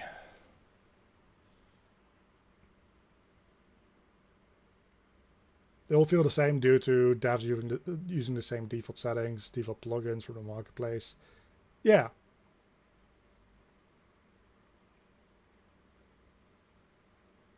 I mean, Unreal being a heavy engine, as the editor is definitely more heavy than Unity's editor. Just having the editor open on your computer takes more resources than the Unity editor. To a certain extent, the packaged games as well, but not nearly as much as you think. The issue is, again, if you don't change any of the scalability settings, Unity's default settings for a lot of the graphic stuff are just lower than Unreal's default settings.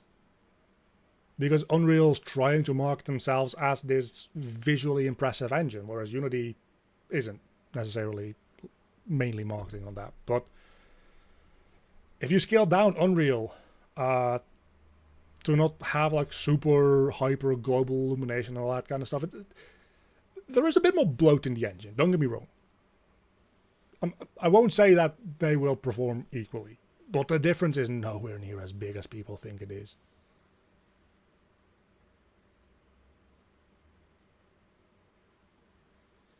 So any other way than using default by Unreal? I mean, it kind of depends on what you mean by that.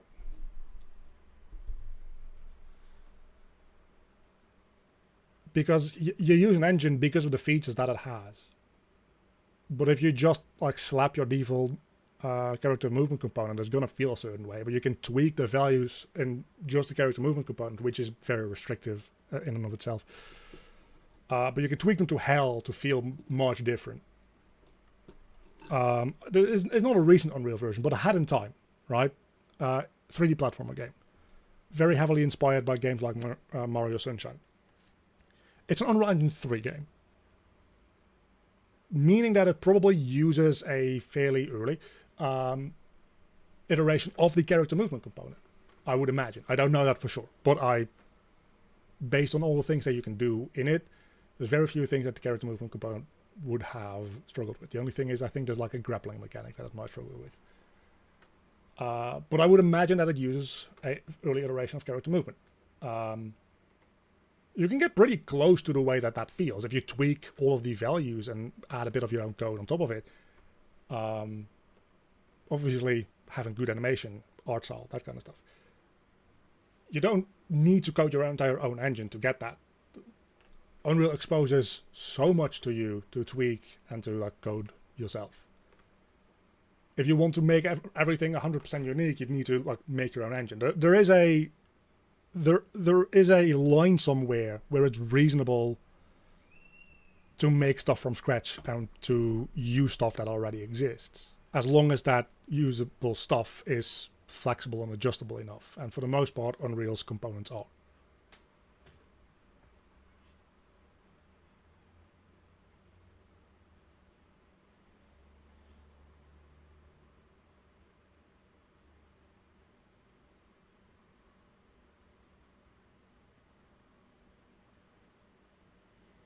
And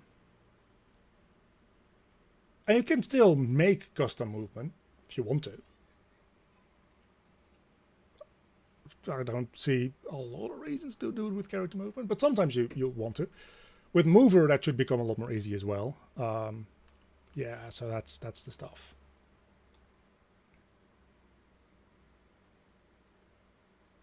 Could it also be fatigue from seeing the same stuff over and over? I mean, again, kind of depends on what you mean by that. Always goes to use if pre-made stuff like everyone else. Then yeah, it's going to feel same-ish. If you build stuff from zero, not an engine, you can make wonderful things with UI. Yeah, so there's a middle ground there between I'm going to code my own engine and I'm going to use only presets and effectively make an asset flip. There's a bunch of middle ground in between those two things.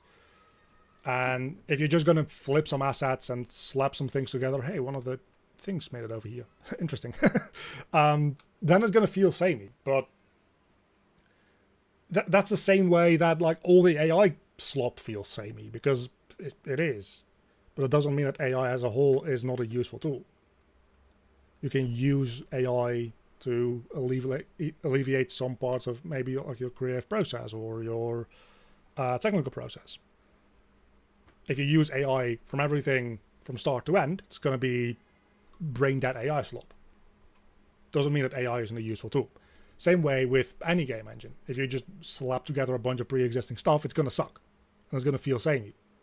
And Unreal doesn't only have this issue. If you open like any app store at all, you're going to see a bunch of things made in Unity that feel soulless and samey because they're asset flips of the Unity asset store. It's just those things that feel samey end up on the mobile market, whereas the Unreal things that feel samey end up on Steam.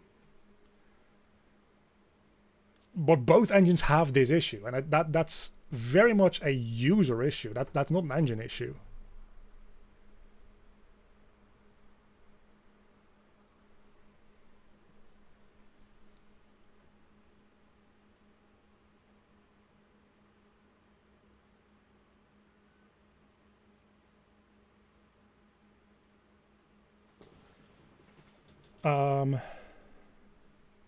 Yeah, now let's actually see if this thing also deals damage, because I haven't checked that yet, because I'm rambling.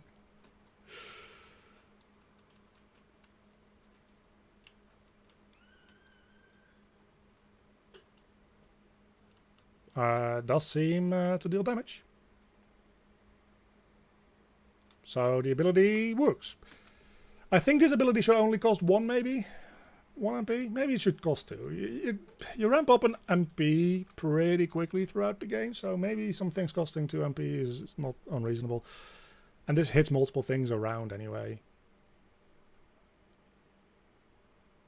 I'm kind of thinking that also...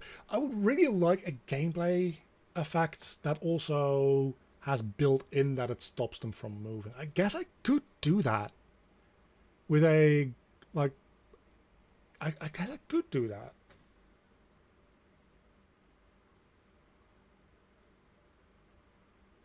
I like how the hand gets bigger. For the zombie dude. Yeah, I think it might be a little overkill how much bigger it gets. But it's kind of nice. I kind of like it. It could be a little more subtle maybe, but... it definitely gives that more cartoonish vibe that I like. Is all your projects built on Unreal blueprints? Also a bunch of C++, but we're doing the ability stuff now. And generally what I do on stream is blueprint, because whenever I open C++, people have a panic attack.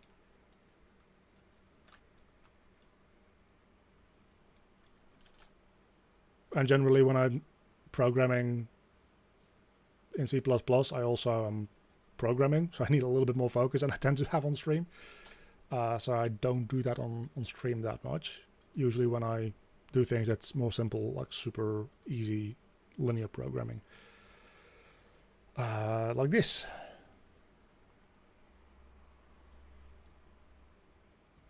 Now we already have, we can move this into here because it works.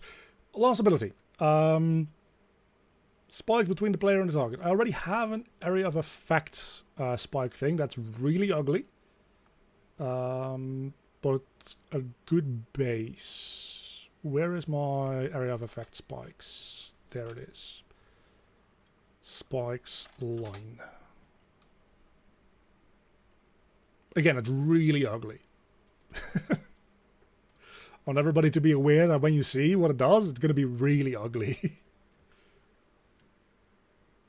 Live coding is all live from Matrix. I could use live coding. It's mostly... it's not the fact that it's constantly rebuilding that keeps me from doing it on stream. It's mostly just that whenever I do this, people who only use blueprints can kind of follow it along. Whenever I do this, people just tune out. Their brain just turns off. For the most part, for no reason. Because if you just read what this does, even if you only use blueprint, again, this is a thing that I say every week, at least at this point. If you just read what this does, you can tell me. Even if you've never seen C++, you should be able to roughly tell me. And if you say, no, I can't, okay, stop. Stop the panicking, take a deep breath, and just front to back, read what this says. If you know fundamental blueprint stuff, you should be able to figure out what this does. Maybe this inverse lerp is a little weird. Let's do this function, divide by remainder, right? There's nothing weird or intimidating about this necessarily. It's just, it feels scary. And people don't love that. So I tend to stream more with blueprint, partly because of that as well.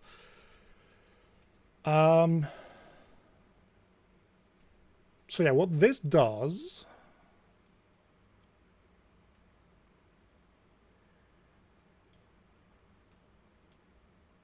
more or less is we should just play an animation. And then when it impacts, so play montage and wait. And then we wait for an event. And then we wait for attack impact again, I think. And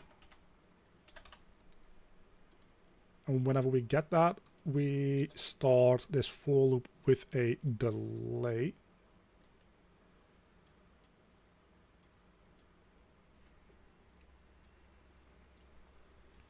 And the delay is going to be a little longer than this. Let's do 1/10 of a second instead. I need to move on to C++, kind of lazy to learn more than the basics I know.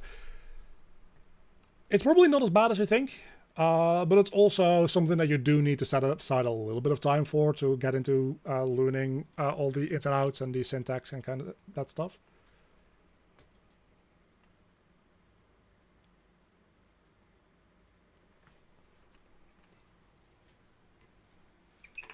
So I get it. But I would encourage you to give it a shot.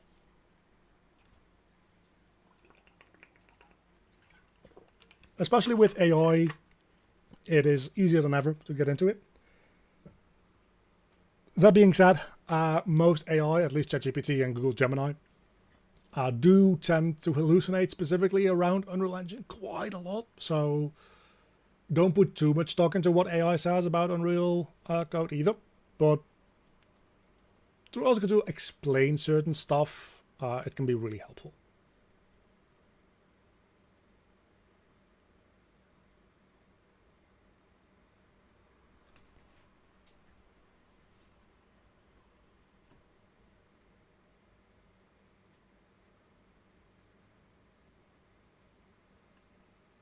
Yeah, stuff like that, where you don't want to include any more header files after the generated header because it generates the header file like top to bottom. So anything that's included after the generated header file, the Unreal Header tool won't be able to see, which means that it's not going to be included, which means that linking is going to fail because the header file doesn't match the actual .h file. And it's pain beyond pain.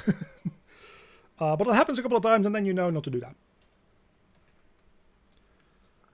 I don't think we definitely need the spikes here. So let's...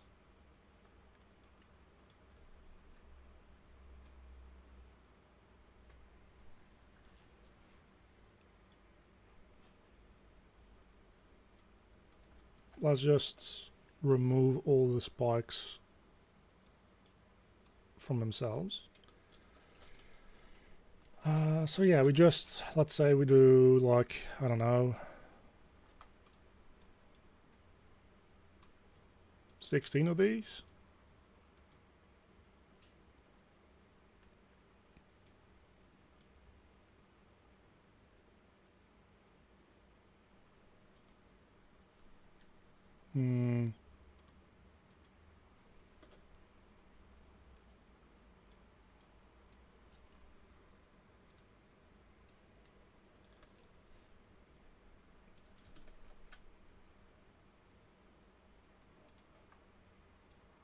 The direction will just keep upward for now. And then the location, I guess, will be a start location, which we'll set. And the start location will be just the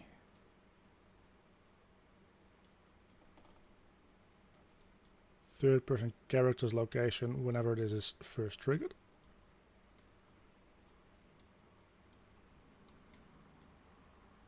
And then the center location will dynamically get every single time.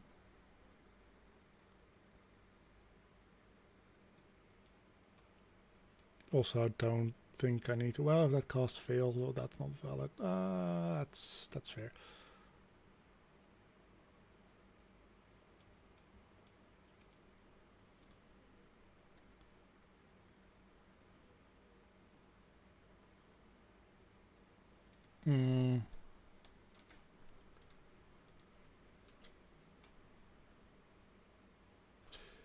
Okay, so what we're going to do, I'm going to walk you through this so that everybody's on the same page here, instead of me just saying like 2-word sentences every single time.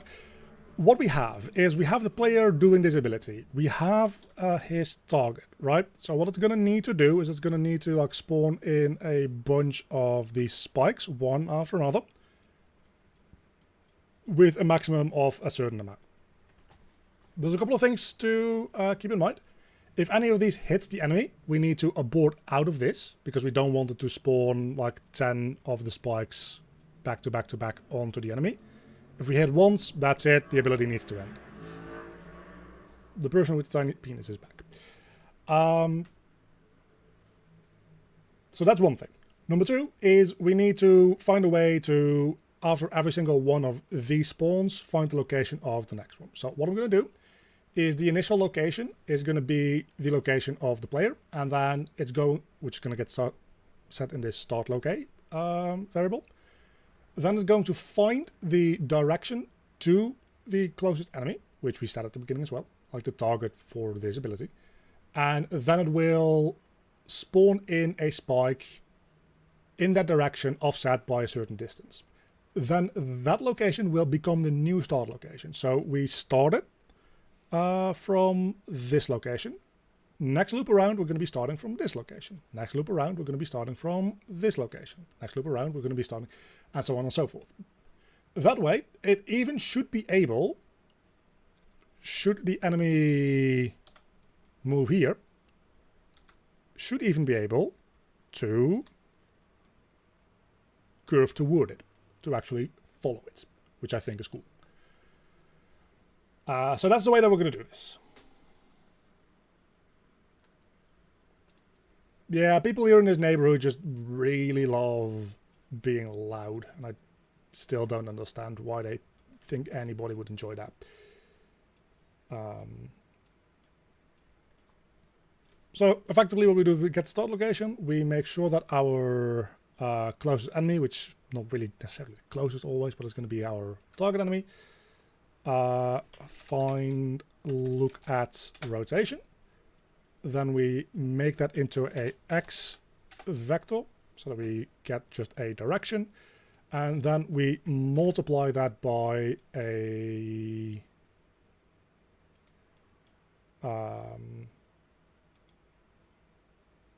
let's actually split this and make this a literal float for the X and the Y so that it doesn't change anything on the Z. So it's always going to remain the same Z value.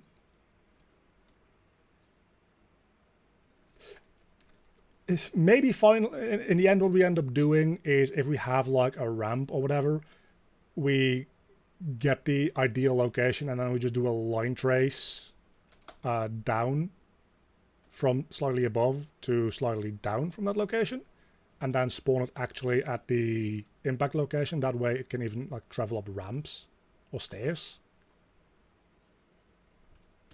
But that's, we'll do that in the future. Do we have a bunch of branch ifs? Not really.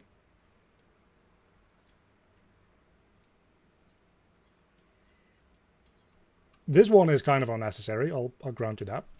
Can probably get rid of that. But this is if the cast fails, and this is if the enemy isn't valid. Like those are two separate things. You could combine, I guess, but in order to check this, this needs to be valid actually. So in C++, you could combine these into one statement if you wanted to. But we're also setting this with a variable. It's a little messy to all do that in an if statement. Anyway, don't matter.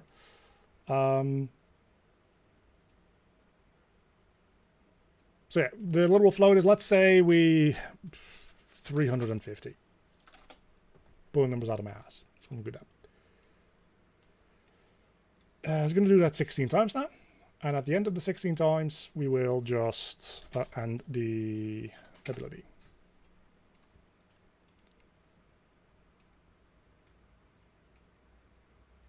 That should be mostly all, I think. Let's make the spikes also self-destruct. I don't know if they already do that. So these are the spikes that we're going to be working with for the time being, by the way. They are very beautiful spikes. And they automatically, when they spawn, come up from on the ground. They have a collider. They don't self-destruct.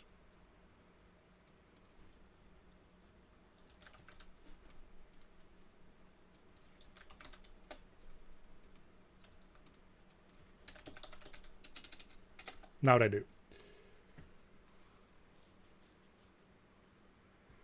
So yeah, let's see how that do. It's gonna need a bit more work done there, without a doubt.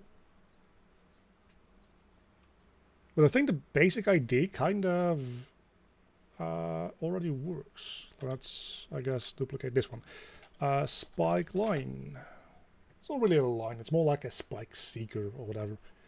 Again, it's more or less the same as the lightning trail.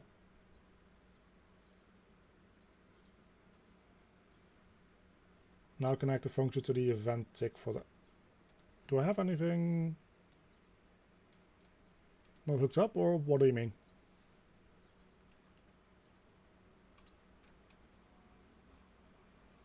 I think everything should be hooked up. Spike line. Spike line. Line of spikes. Spikes. Spikes. Whatever.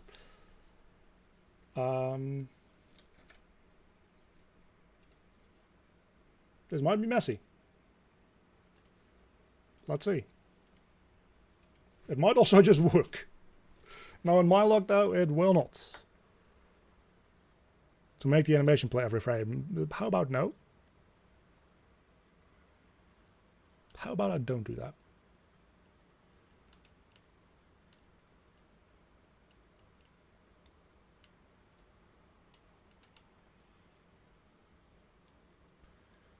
Well, that makes sense. That actually does make sense, doesn't it? Because we are not adding the stuff together.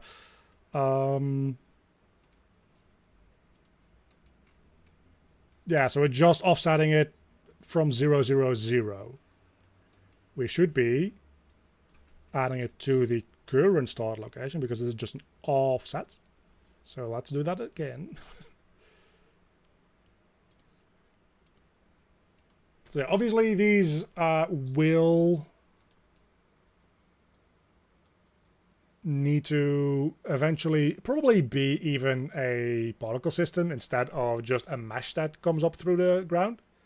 It's probably going to be a particle system that at some point just has a hard-coded delay in the actor set to enable its collision or whatever, like the box collision that it has, instead of the whole actor or the whole collider moving as it is now. Is very much a proof of concept type of way of programming everything. But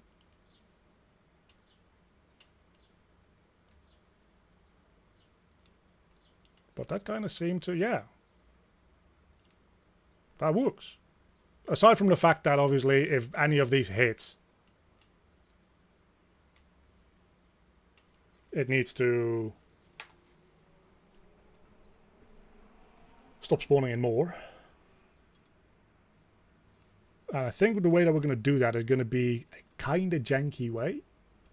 But that's the beauty of making singular abilities, because they are an end implementation. They are a leaf of a hierarchy, effectively. You can make them janky because nothing else is going to rely on them. So what we can just do is assign on overlap. Well, let's do it a little better at least. We can do, no, yeah, no, yeah. This one. We can give it an event dispatcher. Enemy hits. Because we want to check if we're overlapping with an enemy. But then we can call out enemy hits. And make sure that that's compiled and saved. Assign enemy hits. Keep spawning. Is this jank? Yes, it is. Do I care? Nope. Oh, by the way, did you guys know that you can just right-click a bool and convert it to a branch instantly? You don't need to hook them into a branch. The bool node itself can become a branch.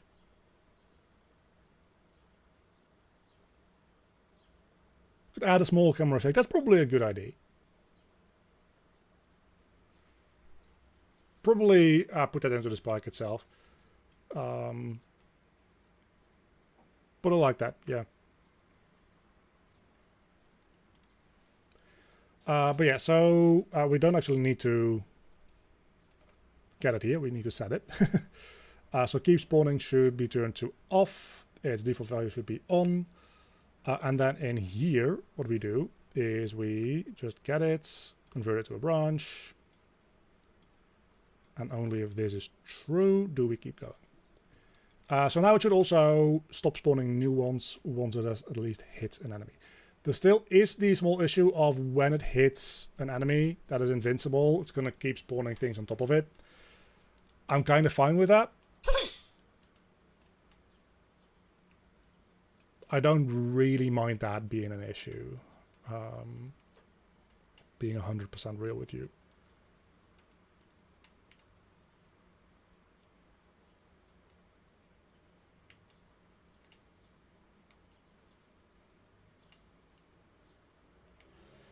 There is the slight issue that there's a delay between the thing hitting and the next thing spawning in.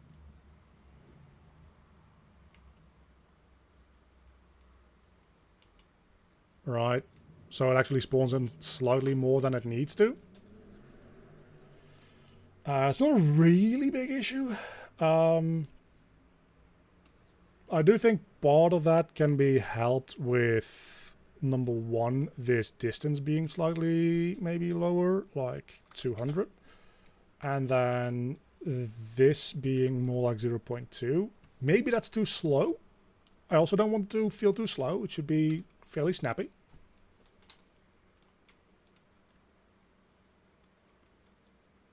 That's the wrong item.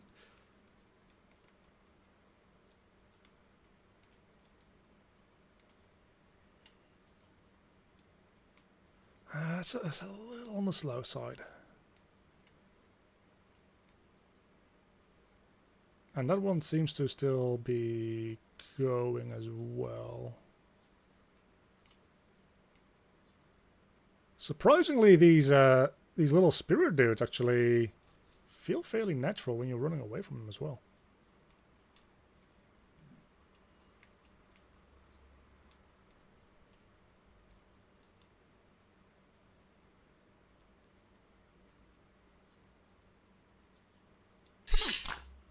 When you're hitting them, they still suck, but that's solvable with an animation.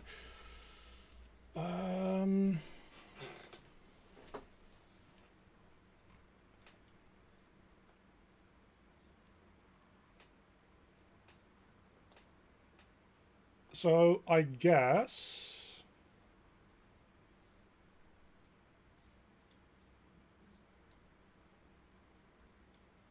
how long is this timeline? 0.3 seconds.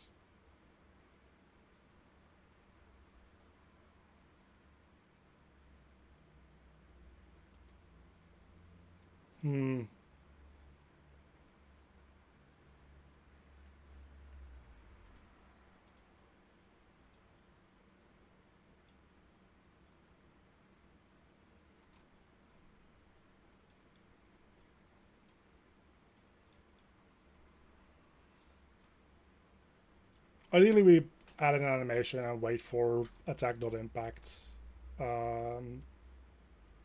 We can change that later.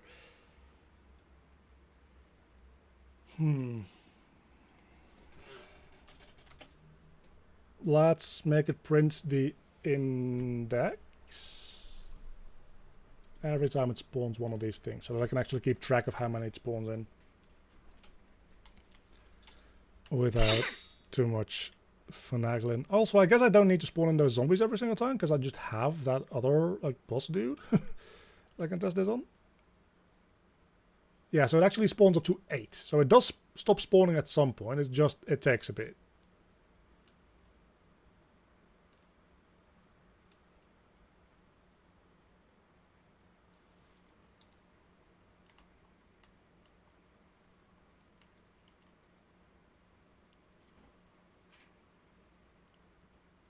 I guess it's not that bad. Because it's kind of okay if it hits more than once accidentally.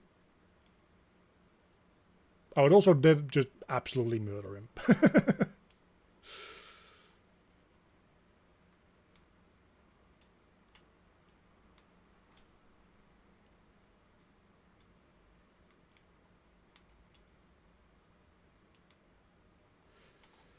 I have a better idea. I think what it should do is it shouldn't be homing. I think what it should do is it should get an initial direction. So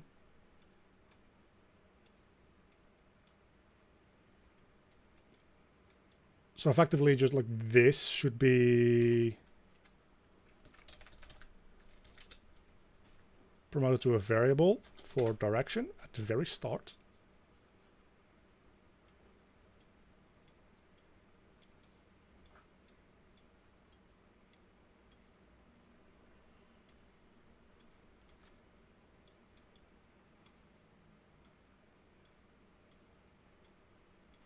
And then just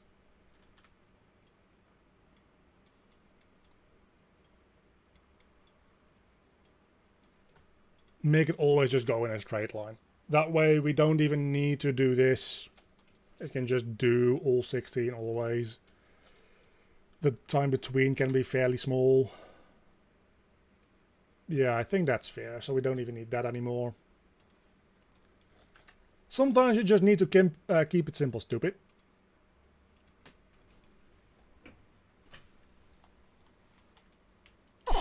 That's the wrong button. Keep it simple, as I said. Use the right button.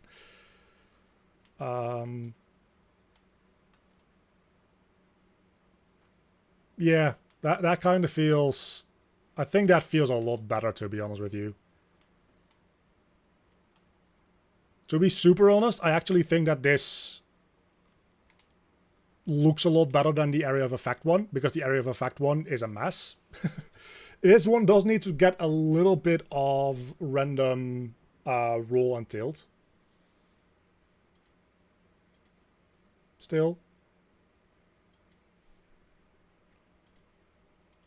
I have a thing for that. Random location and direction. We don't need to random location here, obviously, but the random direction is just like X, Y direction, and then Z is always up. Is the way that I do that, I think. So I just give it the random direction. Yeah, should put in the random direction. That'll make it look a little less uniform. I think some randomness is good for this kind of ability.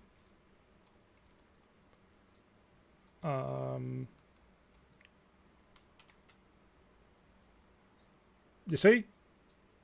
I think that's a lot better. Like instantly, right? Are you using gas? Yes, this is all using the gameplay ability system. Now, those are going to be replaced with Niagara systems at some point, with a static mesh that looks better and that kind of stuff, and we'll tweak the actual spike blueprint to be less shit. But all in all, that effectively is the last gameplay ability, well, the last spell, not the last gameplay ability in the game. There's going to be a bunch more unique gameplay abilities, specifically for enemies and that kind of stuff. Again, I have tomorrow like booked free entirely of like other work stuff. Tomorrow I'm going to be working entirely on improving the AIs and like writing some extra gameplay abilities for them as well, writing some better logic so that they're a little less robotic in the way that they respond, hopefully. So I'm going to be doing a lot of ability stuff there as well. But for the player abilities, all the scripted ones, all the coded ones, I think are mostly done. From here on out, it is mostly just same abilities with different animations. Aside from the unique weapon abilities, actually, now that I think about it. So there's still some scripting to be done. And maybe we'll do the next weapon abilities also on stream. These ability streams seem to be fairly nice because it's not that bad when I get distracted because they're fairly self-contained little bits of focus and like content. And then I can get distracted by ranting about whatever you want to talk about in the chat. But yeah, I think for now, that's going to do it for today's stream. We went a little long last time. We're going to go a little short today because my brain is fried, man. And I've got a long day ahead tomorrow, revising a lot of this AI stuff as well. So I want to take it a little easy tonight. It's been a good one. I'll be back on a Thursday, maybe doing some more ability stuff. Now that I think about it, again, we might dive some deeper into some of the weapon special abilities. That might be kind of cool to do. Also, I did want to show you the area of effect version of this looks even more shit. That one definitely needs a lot more work. Like this is the area of effect one. It's really bad. But once we have the area of effect one, what I imagine is we'll give that a different particle effect, which, I don't know. I kind of want those... I kind of want the area of effect to have like 2 or 3 waves in which it can deal damage. So that's what this is. There's a first spike, then we have a second wave of spikes and a third wave of spikes around an initial location. But I need to fine-tune and work with that a little bit at some point. But that point is not today, and we're not going to look at all those arrows for now. So thanks everybody for hanging out, and I'll be back on Thursday, and we'll be doing stuff and things. So see ya.